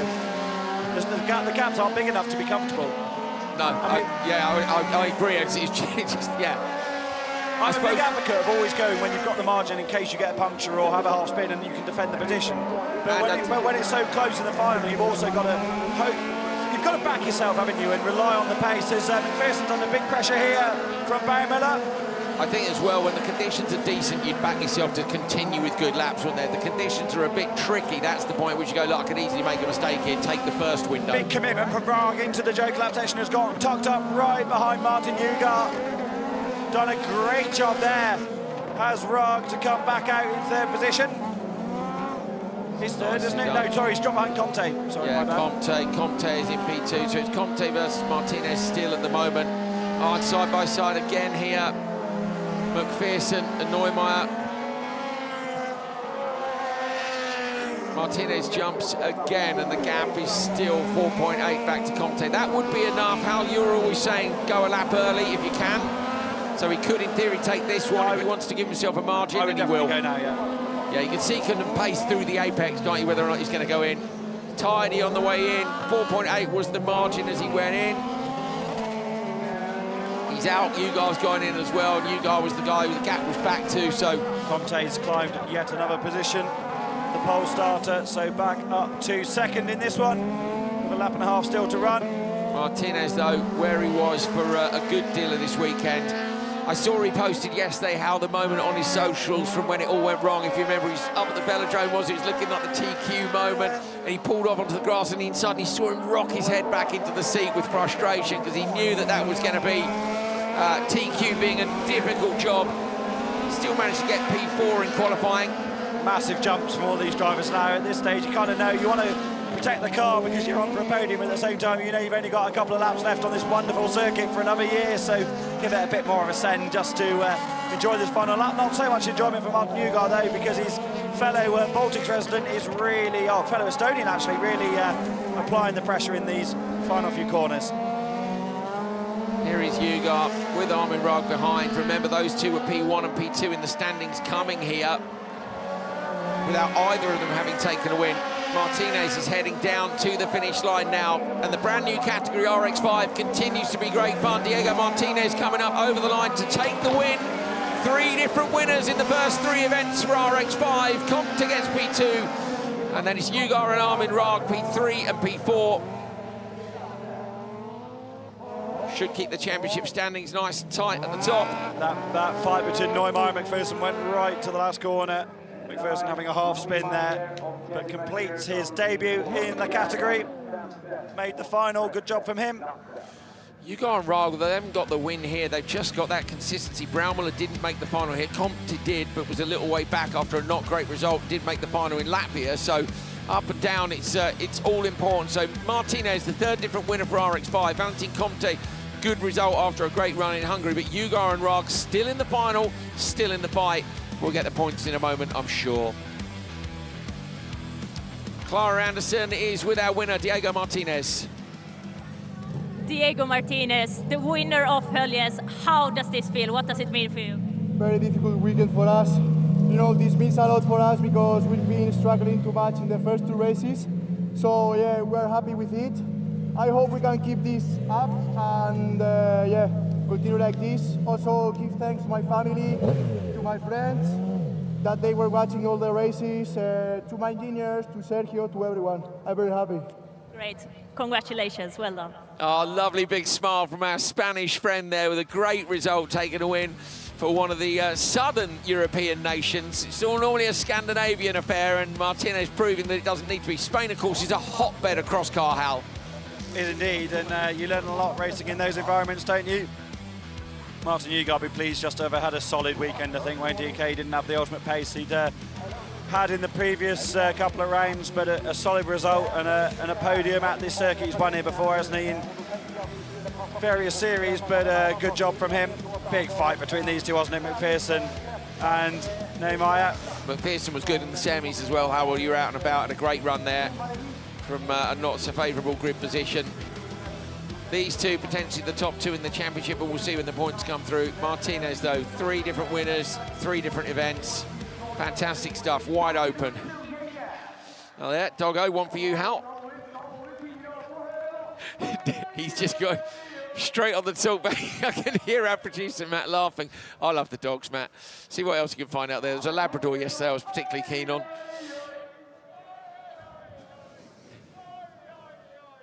Right, we're waiting to get ourselves ready for Euro RX4, which is coming up next. They're loading the grid for that one. Is that Albert Koch pulling onto the grid? It is indeed. It is. Albert Koch has pulled onto the grid, and we thought that might go the other way to Thomas Conseil, but Conseil was further back on the lap than Koch was when they literally retired within 50 metres of each other, but usually that's the benchmark. I was just behind us in the teams area, and I could hear your commentary, but no one could see anything. And I said to the set guys, "Oh, wheel off," and they were like, "Back or front?" I said, "I think it's front," and they were like, "Oh no," because all the damage of the drive shaft and the damper and everything. But amazing job for them to get that repaired. Absolutely brilliant by Set Promotion as usual. They're doing their tyre warms down there now. It's quite spectacular, quite a spectacular one, isn't it, for the pole? Brilliant job all weekend by Solberg Hansen. Has been so impressive, Hal. Such an experienced young driver in various different series, and not surprised he's been so quick this weekend. Last night he told me he was really enjoying racing here in Euro RX, and he's keen for more.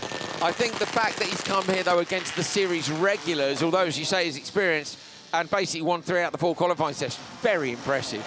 I think he came from the back as well. He lost. He had a bad start in his semi because slot number 1 was still damp. Single make series. If you're very competent and you've been in, he's done lots of front wheel drive racing. Came from the Junior Championship, the Junior Swift Championship in the UK.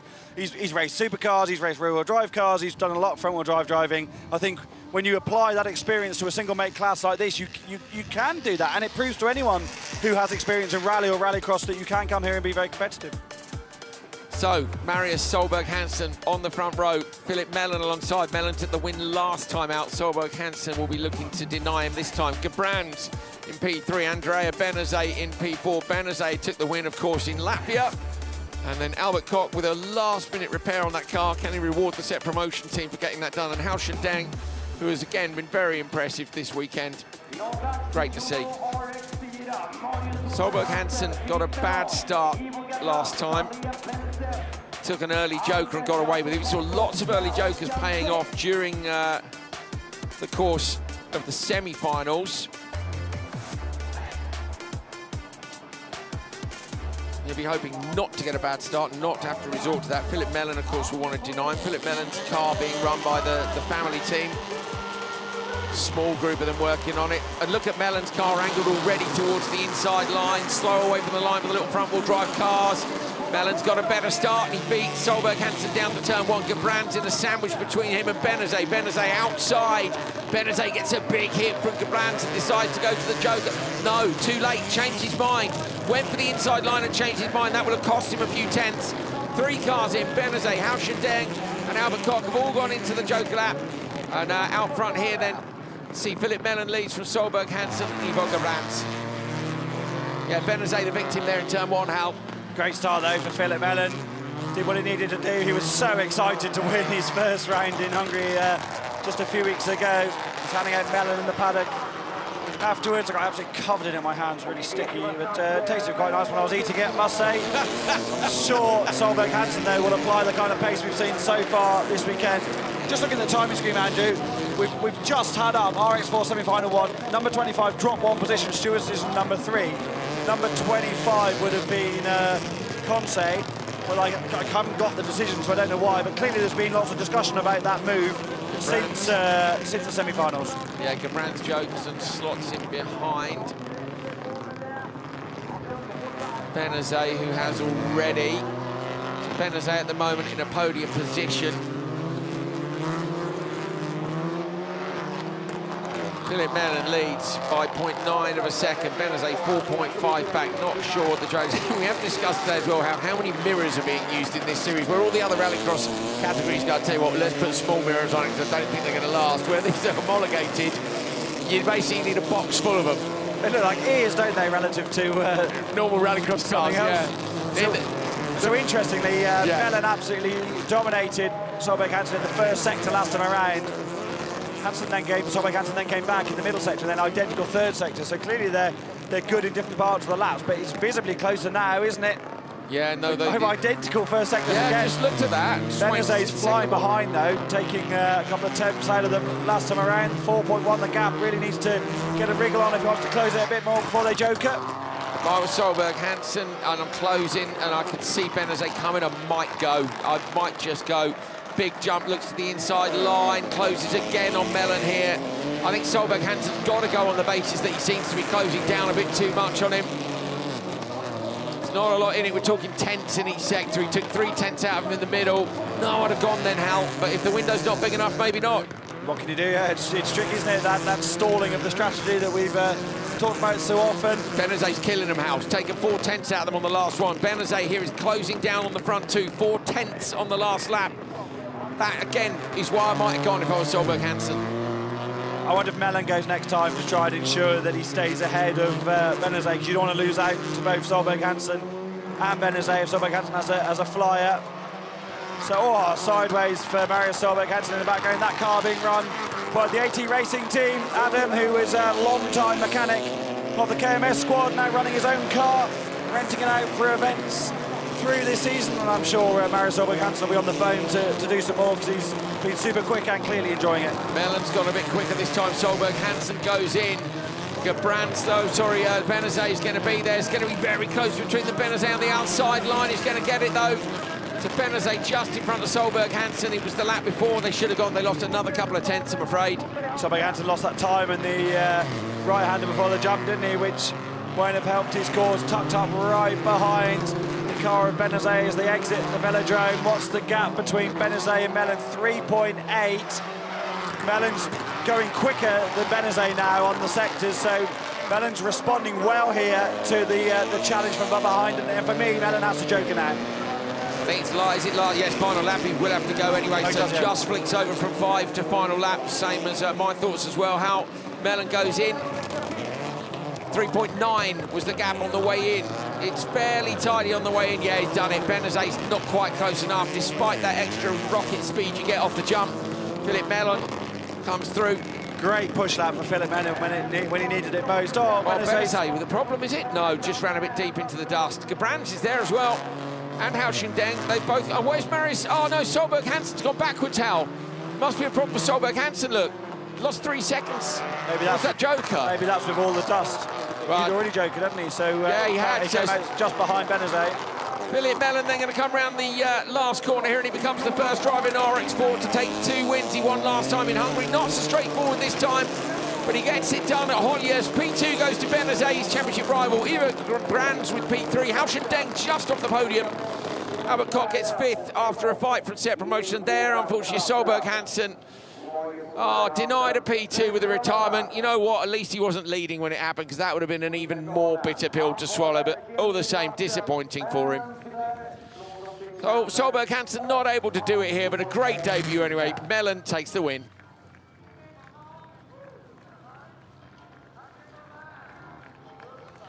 Philip Mellon up on the roof of his car, 2 wins in a row for the family team. Nicely done, the car's rolling backwards. I've got Timmy vibes here from back at Spa-Francorchamps when he rolled all the way back down Eau Rouge on the roof of his Hyundai supercar. He waves to the crowd, gives them the arm pump as well. But Philip Mellon takes the win. Andrea Benazet P2, Ivo Gebrandts in P3. Solberg Hansen was right in the mix all weekend, really impressed us, but unfortunately ends with a DNF.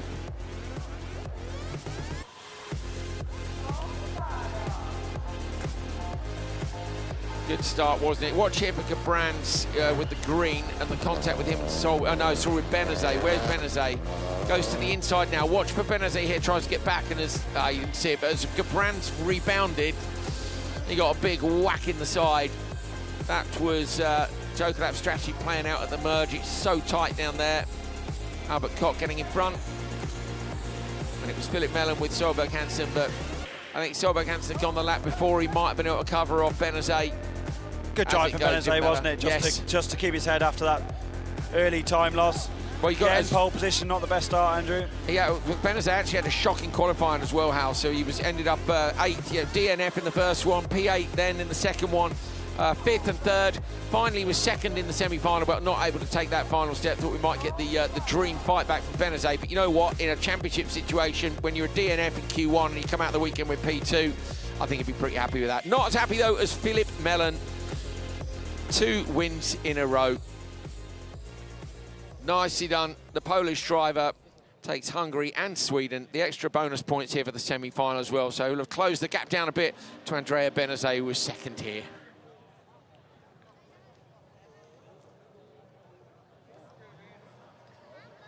Clara Anderson is down with our winner, who took a decent run in that last semi-final. Final, sorry. Philip Mellon, congratulations. You're the winner here in Höljes. Talk through the emotions. Thank you very much. It was very, very good. The final, it's perfect. The track is perfect and the organization is perfect. Thank you for Polish fans, for my team and all family, all people. Thank you very much. Congratulations. Thank you. He's such a lovely kid. We went to do an interview with him yesterday. And he was like, I haven't done much of this before. And he gave the interview exactly like that. And I was like, you can take a breath. It's okay, you can calm. But he's like, I'm very happy. I'm very fast. It's good to be here. He's lovely. He's absolutely loving being here in Rallycross. And we're loving having him with us. So, yeah, decent result. And, yes, the final, not the semi-final. I heard myself over the PA system and panicked. So there we are. They're playing the tunes here at Höljes in between the races. We're playing our grid music as we get ready for Rytis Gerklis to try and capitalise on the fact that Meunier has not made it through to the final. Kovacs, P2 on the grid. Row 2, Souza and Dylan Dufas. And row 3, Rosrud and Höljes. So, yeah, mechanical retirement for Meunier in the semi-final. He'd taken 3 TQs and was looking on for 3 wins, but didn't get there. And Rytis Gerklis on the pole will want to close down the championship lead if he possibly can here.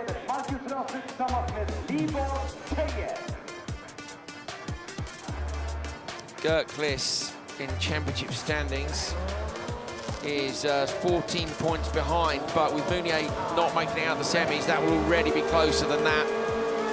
So Gerklis should take the lead in the standings here, but by how much is the question. Dufas moves across, Kovacs moves across in the background. Good start by Souza up into P2. Rosrud on the back of that train on the inside line. Kovacs trying what he did in the semi-final. Outside to inside, Souza spins across the pack. How did he not get picked up there in the background? I thought Höljes was going to hit him for sure, but Gerklis has got away out front. Kovacs, another decent start into P2, and there is a wheel off there, but I don't know whose car it's off. I think it's off his own car, isn't it? From where he's like passing the curve sideways. Great start for Souza up the inside. Kovacs did a great job to just try and defend the position and hang on around the outside. That did not work out for Souza at all, did it? No, it didn't, I'm afraid. It was a good start too, wasn't it? Tucked in behind. Gerklis where he wants to be for maximum championship points and maximum damage to Meunier. Meunier will be gutted not to be in this one. Meunier in commentary earlier, how he said you're having a brilliant year.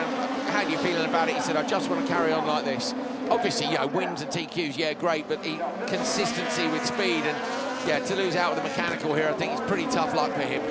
Yeah, that car's used a lot. It's used in all the French Championship events as well as the European Championship events with different drivers, and I'm not saying they haven't kept on top of it, but it's a big ask, isn't it? And at some point you have bad luck, don't you? And I'm sure he'll fight back in Mondello Park. He's been there a few times before already, running supercars for Michael Leonard, and they'll be doing the same again, I think, in just a couple of weeks' time. So, yeah, they'll be busy with the KMS Meunier competition squad, but I'm sure they'll do everything they can to be ready for that with Meunier's car. Gerklis with a heavy landing.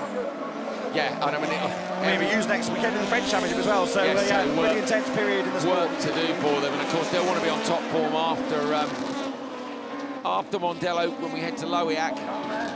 Is that wheel still in the road? No, the master has managed to move that. I think it's still sat on the curb, actually. You can't really tell the contrast, but it's close enough to the car to not really be a problem. I was concerned someone might come round, you know, and stick a wheel on top of it and chuck themselves over, but it's out of the way on lap 3. Solid job this from Gerklis after an emphatic drive last year here in the wet. He just drove away from them, didn't he?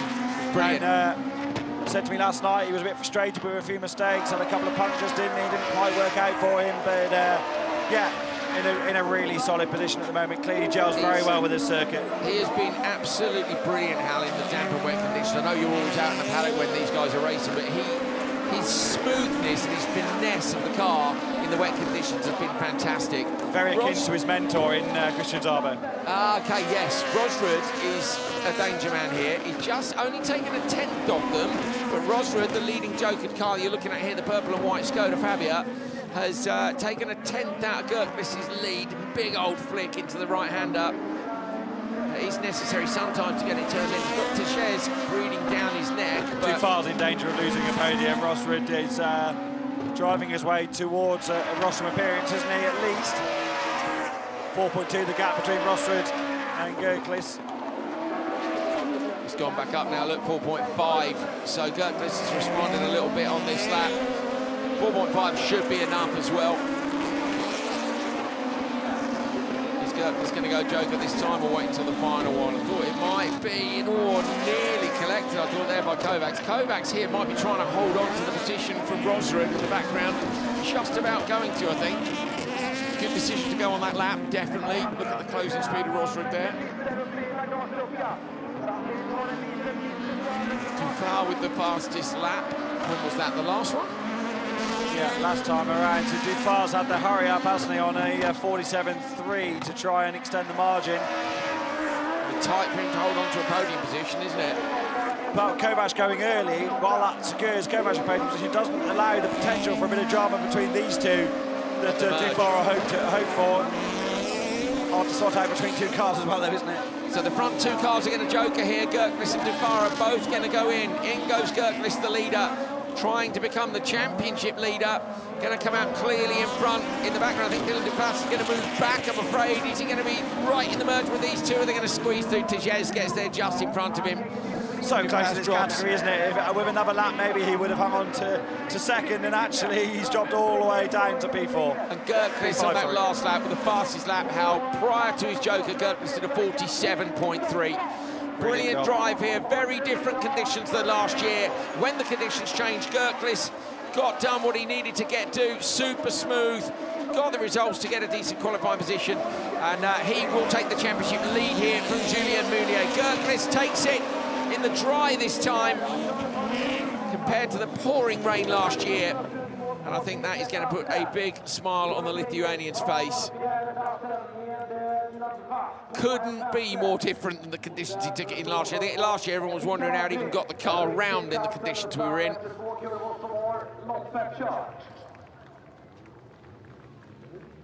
Out the car. Gerklis, I think, going to jump on the roof as well. He takes the win from Samuel Kovacs and Marcus Rosrud, Tejez, Dufas and Souza with a DNF. Sitting on the curbs in turn one. Good drive by Gerklis. I say, crucially, championship points is going to put him right up there. Christian Zarbe walking past the commentary position with a double thumbs up, delighted with the result for his driver.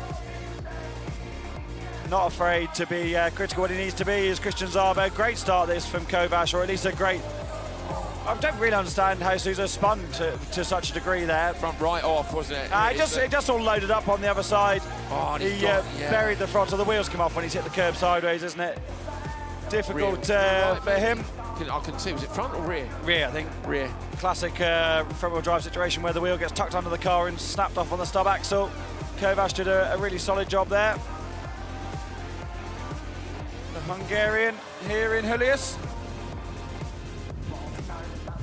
Rosrud as well, making up for the disappointment that last year. Of course, he would wanted to win at the event closest to his home, but will be really satisfied with this weekend's performance. There is Dufar, who was on a bit of a flyer and then just dropped all the way to the back of the pack, P5. Nothing, though, was going to stop this man taking the victory at Höljes. 2 years, 2 wins, the king of RX3 in Sweden. Going to take a look at the championship standings, and Rittis Gerklis leads by 18 points, and that is the consequence, I'm afraid, of not making it through to the final for Julien Meunier. Kovacs, Rosrud, Tejez, Dufas, Souza and Gellins are your top 8, but Gerklis on top here in Sweden. You're the winner in RX3 in Höljes and a new championship leader. How does it feel? Yeah, this feels amazing, because in the start of the weekend we didn't have the best luck, but it obviously changed it in the back, and the final was mega, so felt the pressure from the Kovacs. Very happy with my driving today. Thank you so much. Congratulations. He'll be very pleased indeed. That noise you can hear in the background is the noise of supercars doing pre-launches. Veiby lining himself up for the grid. Last minute change of lane to get him in there. Remember, Bakkerud won in Hungary. Kristoffersson won back in Latvia. It's going to be tough work to beat Kristoffersson from the pole, but Kasper Jansen has been very, very impressive this weekend. I'm trying to think what Jansen's done prior. Bakkerud with his launch, just checking the settings of where he wants it. Kasper Jansen's had a P8 and a P6. Juha Rukkanen, just a little brush of the eyebrows. He's sitting in P5 in the standings. Rukkanen, Tapainen, Väby, Kristoffersson and Bakkerud have all made the final at both rounds. But Tapainen not here for this one, I'm afraid. So we're now down to 4, which is Bakkerud, Rukkanen and the 2 KMS cars. Kasper Jansen on the front row on the outside. Can the young Swede do anything about the legend? The 8-time world champion Kristoffersson would love to win at home here at Höljes. Juha Rukkanen, row number 2 on the inside line. Ole Christian Väby alongside him. And then on the back row, Andreas Bakkerud, championship leader when we came here, and Ulrich Linnemann, who's done fantastically well to make the final here, Hal. Indeed he has, and anything can happen now, especially here at Höljes with the first couple of corners. We've seen plenty of drama before. Are we about to see yet more drama in the next few moments? Looking at the championship standings, O'Donovan was P6, he didn't make the semis. Tapainen was P4, he hasn't made the final. So actually the person who could gain the most here is Kasper Jansen, who was in P7 prior to this. What's he going to do at the start? Green light for Höljes. The magic weekend going to come to a close under the sunshine this year. Brilliant start by Rukkanen in the background. Inside Kasper Jansen. Kristoffersson slightly sideways. Jansen over the curb sideways. Gets away with it. He's alongside Kristoffersson. Kristoffersson jumps into the lead. Väby in the lead of the cars that have gone Joker. It is Linnemann at the back of that pack, and Rukkanen second of the cars that went Joker lap. A lot going on the first couple of corners, but they've all got away with it, Hal. Kristoffersson so nearly got forced wide into the gravel in turn 2. Kasper Jansen, though, going with the 8-time world champion at the moment. Had a good start to Kasper Jansen, not quite as good as Johan Rukkanen from row 2, who was trying to push his way through on the inside. Big old jump from both Jansen and Kristoffersson. This is tricky for Bakkerud now because he's got Väby, who's got great lap time pace, having already been in the Joker behind him. The gap between them is 3 seconds there or thereabouts. I think Bakkerud's got to stay out and hope something happens because Väby's closing quickly on the rear of the Fiesta at the moment. 2.3 is what we're saying the Joker lap is, and yeah, as you say, Hal, he's only 2.1 back at the moment. Bakkerud is close behind Jansen, as you could see from that last shot, so we'll keep an eye on that gap between them. Kristoffersson edging away from Jansen by a tenth here and there in each of the sectors. You can see it visibly as well. Kristoffersson's on a big charge here. Bakkerud's applying the pressure to the back of Jansen. Jansen really struggled with tyre management in Hungary. The back of the car was so loose in the final in round 2. We've got the intervals on screen now, and you can see it's 1.8 between Väby and Bakkerud. So at the minute, it's not enough. Needs to be 2.1. It's come down by 0.4 of a second. Bakkerud's surely going to go.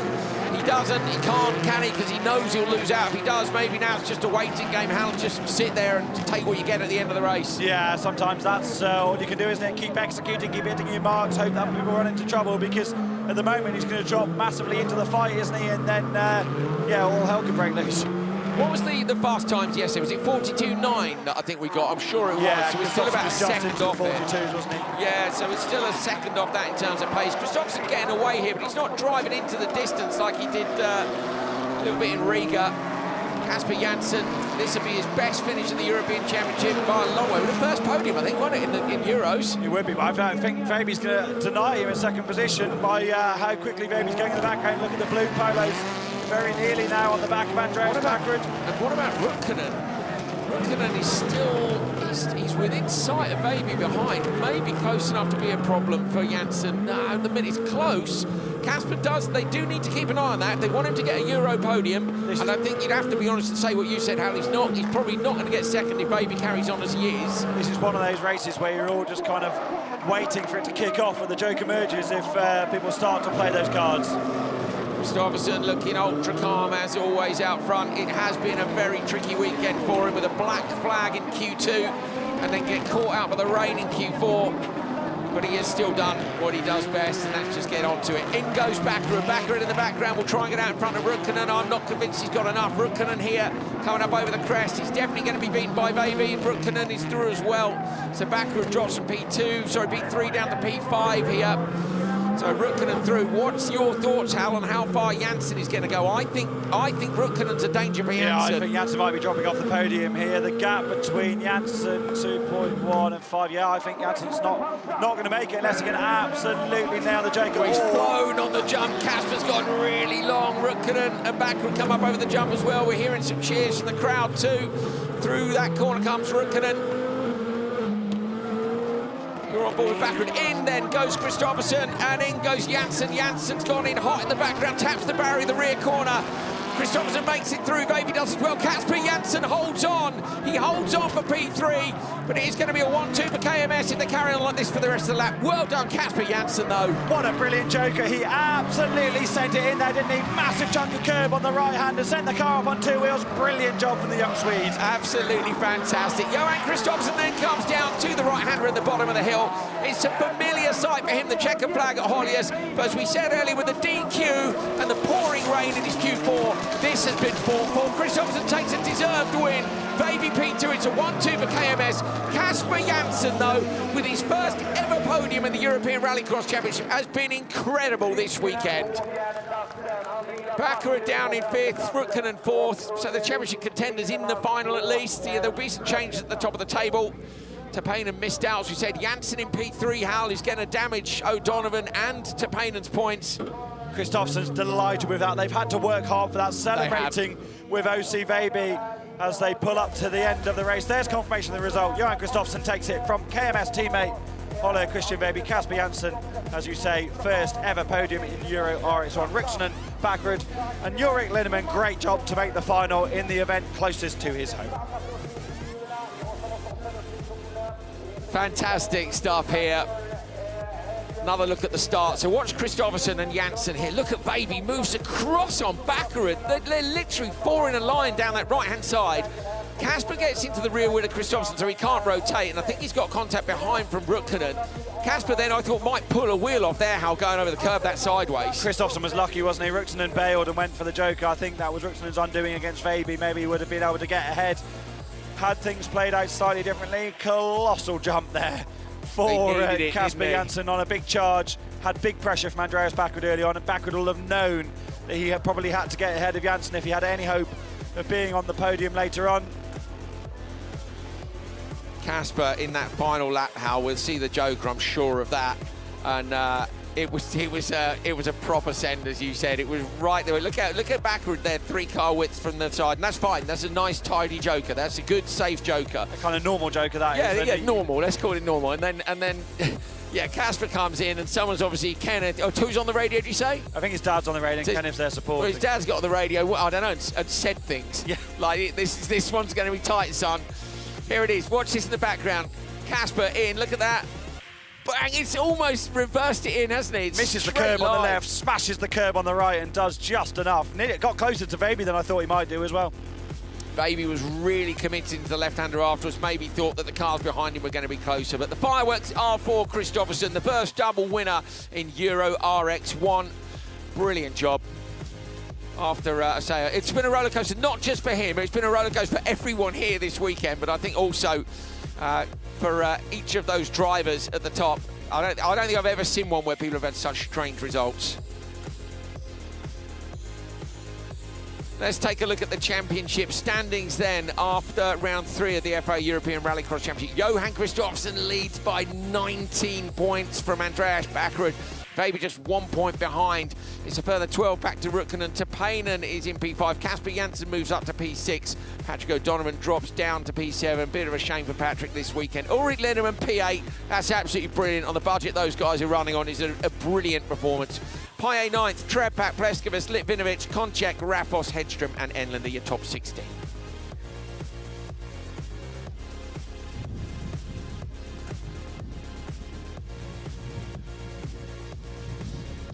Well, nice one, everybody leaving. I'm surprised those canopies are still there down the side of the track, Hal. I don't quite know why, but we appear to be in a massive wind tunnel. You can't see it, but above us, The tent's looking like it wants to take off, but it's been a great weekend. I hope you've all enjoyed it at home. Hal, I've loved it, but just from what we were saying there, the fact that so many of our top drivers had something go wrong. Been absolutely bonkers, hasn't it? There's been so much going on. I've missed my little boy's birthday for this weekend, which is yeah, happy birthday, which is tough, to be honest, but it's been an amazing weekend of rallycross, and this is why we love this sport, isn't it? Yes. It just the turmoil that the teams go through is hard to take for them. For us, it's amazing because so much happens. I tried to explain to someone between some point today, what was going on, and it's impossible because if you just watch the final, that wasn't representative. No, go back and watch every qualifying session, the quarterfinals. It's been absolutely nuts, and I absolutely love this sport. The RX3 Championship standings are over on the left-hand side. You can keep your eye on what's going on the screen, and we'll tell you what's going on in our heads. Too much. It was, as you said, if you missed one session, you could watch Q1 and go, oh, yeah, nice one, yeah. Come back up to Q2. Hang on a minute. What? And then, like, you come back after Q3, you'd be like, you're having a laugh. Then Q4 this morning, where literally 3 races went in the dry and then 3 races went in the wet. Just absolutely bonkers. RX4, we didn't see the standings earlier on. Benazet leads it by 2 points. Albert Koch holding on after that retirement earlier on. Nicely done. So Albert Koch in P3, but it is very much a two-horse race at the front between Benazet and Melo. But 4 rounds still to go, all to play for. And I think we've got the RX5 standings for you as well. Yes, we have. Martin Ugar still with the championship lead. So close, from Armin Rag, yeah. Diego Martinez has had a win, Comte's had a win, Brownwell has had a win, and they're not in at the minute. But Comte, look, on 61 points, starting to be very consistently at the front. It's Riga, that result there that hurt Comte.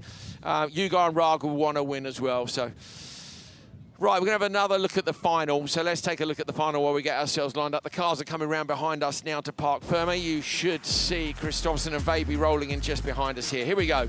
Look at the start from Juha Ruxen from row 2, yet again from the paddock, as Johan Kristoffersson described it earlier on. Kristoffersson was lucky, and you do ride your luck as being as successful as he is. He got forced wide there, the car rotates, you just got to jump in the throttle and let the diffs do their thing, drag you back towards the racing line, and thereafter there was no way Kristoffersson was ever being beaten during this race, was there? Let's face it, he's got the absolute pace on lap time. We see that in every practice session when he manages to run out free. Such is the turbulence of rallycross that he doesn't have things his own way, but really out front in a final like this in stable conditions, he looks so comfortable, doesn't he? But the drive of the weekend for me so far was, well, in total was Kasper Janssen, making it because of all the strife he experienced as well. That wet windscreen in the quarterfinals was pretty difficult as well, wasn't it, for him? But he managed to survive those little moments. Bakkerud will be disappointed, I think, because he'd matched Kristoffersson. He did a great job in qualifying. As he said to me in pre-grid, you know, everything can change, but coming into the semis, he'd neutralised the battle, and he really would have wanted to hope to be on the podium. Just didn't quite work out for him, and often when you get in this front train, when you're third, you haven't jokered. No, you can't. Kind of in no man's land. Traffic behind you. Yeah, it's that thing of if you're in third, at the start, you might as well go Joker. But 3 cars went Joker on lap 1, didn't they? I actually think there was passing in the Joker. Thinking about it on the first lap. Kasper Janssen was only 0.6 behind after the first lap, and you know, sort of smacks of Q1. It was 1.4 seconds the gap at this point.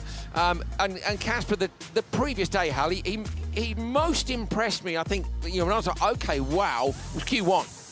When he followed Johan, didn't he? It was 0.2 of a second a lap from Kasper, and it was just like he'd got his sights on Johan and went, oh, okay, yeah, I can do that, no problem. Really solid job from him, wasn't it? And then, it's all about just managing the conditions as best you can, isn't it? After that, we had the rain that came in Q3, we had the wet this morning. So often the cream rises to the top, doesn't it? And it's just about surviving those different scenarios, staying off the curbs, avoiding the punctures, all of those little things that make a big difference come the end of the weekend. And a brilliant job in the Joker, wasn't it? Janssen just losing a little bit of time lap by lap to Kristoffersson, but I don't think he was ever, okay, after the first corner, he'll be right, I'm not going to win this. I'm not going to beat Kristoffersson on pace. This is about trying to get the best result I can get. And at this point in the race, we were looking behind, weren't we? It was only when we realised that, I mean, you spotted that Veiby was going to get him, and then I was like, hang on a minute, Rukkanen's with Veiby, and Rukkanen actually closed the gap maybe down. It was a second between Veiby and Bakkerud here, and so Bakkerud we knew was toast. But maybe we weren't a 44-0, yeah, a 43-8, a 44-0, a 44-0, a 43-8.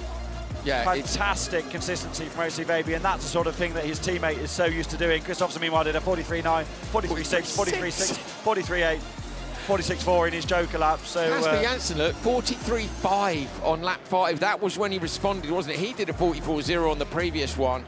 This was Bakkerud going Joker, and I say how we knew that Baby would get him. We weren't sure about Rutkanen. Great shot from the drone. You see Rutkanen pow through the gap, done. That's not the most exciting thing in the world, but Kristoffersson won't be pushing super hard throughout that either, because he'll know that, obviously you need to carry the best tyres forwards, don't you? So there's no point overstressing the car, whereas the rest of them, there was absolutely nothing left on the table, was there? Because you're still trying to achieve the best result you can. I don't mean Kristoffersson's backed off and not doing anything, but it's just about lifting a little bit early into the corners, not overloading the tyres. I thought this was going to be more of a fight, actually, between Bakkerud and Rutkanen come the end of the race, but clearly Bakkerud just couldn't quite get there. It's now about, isn't it, that Casper would have been told to get a wiggle on. So Casper had done on the previous one that 43.5, Hal, which is actually, is it the fastest lap of the race? It is, yeah. It was, yeah. Did you say that already? Yeah, and that's to do with Johan managing the pace a little bit, I think, as well. But still, brilliant job, and executed right when he needed to. Yeah, and that's key, isn't it? Because it's that thing of, I need a lap now. Yeah. Well, hang on, hold on a minute, but he delivered it. And that was what got him out in P3. And I think I think he'd have been pleased actually with 4th here. But to get a podium in Sweden is sweet, isn't it? It's a lovely, lovely result for Casper. All these Swedes grew up coming to this event to enjoy watching these kinds of cars racing in the hands of Kevin Hansen or Andreas Bakkerud. Yeah, Casper was watching Andreas Bakkerud and Timmy Hansen drive them, wasn't he? Casper was watching this lot. You forget, don't you know, when you see the Formula One things, the lovely things, you see some kid stood with Lewis, and then they're like, oh yeah, now he's Lando Norris or whatever. Like, so hang on a minute. And now we got a similar thing where Casper is still very young in rallycross terms. Hello, sorry, we were looking out the window. Very young in rallycross terms, and he's now racing against people he definitely would have been watching on the TV when he was potentially doing some of his junior karting stuff. And to win, to gain a podium, to achieve a podium here in Höljes, anywhere else would be special, but here at home is, I'm sure, especially sweet. Right, we're waiting on one car to come down to Parc Fermé. They're over at the scales, but I think we've got Clara, and she's with our race winner, Johan Kristoffersson. Johan Kristoffersson, another win at the Magic Weekend. Talk us through this roller coaster of a weekend that you've had. Yeah, it's been a weekend of sport, I would say. I mean, this is what sport is all about, and of course, it's easy to stand here now and say that it's even sweeter to win after what happened yesterday. So, very, very happy with a lot of things. I mean, being able to take 2 starts in the row now in semi-final and final. And then, on track, I mean, the car has been working for many years now very well. So, but the launches has not been so good. So, I'm so happy for the mechanics, for the team. I mean, we've been working as hard as we can to try and improve them. And yeah, we were a little bit better today than the others. So, super happy with that. And of course, scoring a lot of points with that black flag yesterday. So, yeah, it's been surprises from left, right, and center this weekend. You're back in the championship lead. How are you looking now towards the mid-end of the season? Are we going to see you back? I really hope so, because I mean we really have a fight on our hands this year. So this starts has been putting us on the back foot a little bit the first couple of weekends. So we know that we still have to work hard on them, because for sure when we start to challenge them, they will also start to looking to improve. So. I really hope that we have the opportunity to come back, and just to all the fans here in Sweden, I'm so lovely to see Rallycross back on its path again, and almost 30 cars on the grid, and with the Swedish Championship here also this weekend. So yeah, weather is up and down, but they're hardcore fans here in Höljes. Thank you, Johan. Congratulations. Thank you. Love that from Johan. A shout out for the fans, a shout out for the fact that I really want to be here because it's good competition, because Rallycross is back in the right direction. That's from the 8-time world champion. He is enjoying the fight. He leads the championship, but he hasn't had it all his own way. Bakkerud won last time. I say this weekend was an absolute roller coaster for him. Actually, is there anyone on the front page who hasn't had a roller coaster this weekend? No is the answer. There's not one of the top 8 in the championship standings had an easy weekend. They all had something go wrong. So yeah, it's been a fun one for sure. So massive thank you to Clara Anderson for joining us this week. It's been a proper part of the TV team, not just a guest. Clara, thank you so much. Your work was absolutely brilliant. Hal, as always, wonderful stuff chasing the stories. Great fun. Thoughts? Brilliant for Rallycross, as Johan Kristoffersson says. Höljes always delivers, and we're so lucky to get this amazing access to the paddock. And I love chasing the stories. I love commentating on Rallycross. I just love this sport. Yeah, we're very lucky indeed. I hope you guys have enjoyed the content this weekend. There'll be tons coming up on social media. Remember, we're going again in 2 weeks' time, Mondello Park. First time since what year? 1996. I knew he'd know. 1996. It's going to be fun. So you've got a couple of weeks off, but we're going to do it again in Ireland. Thank you so much. We'll see you next time. Take care, guys.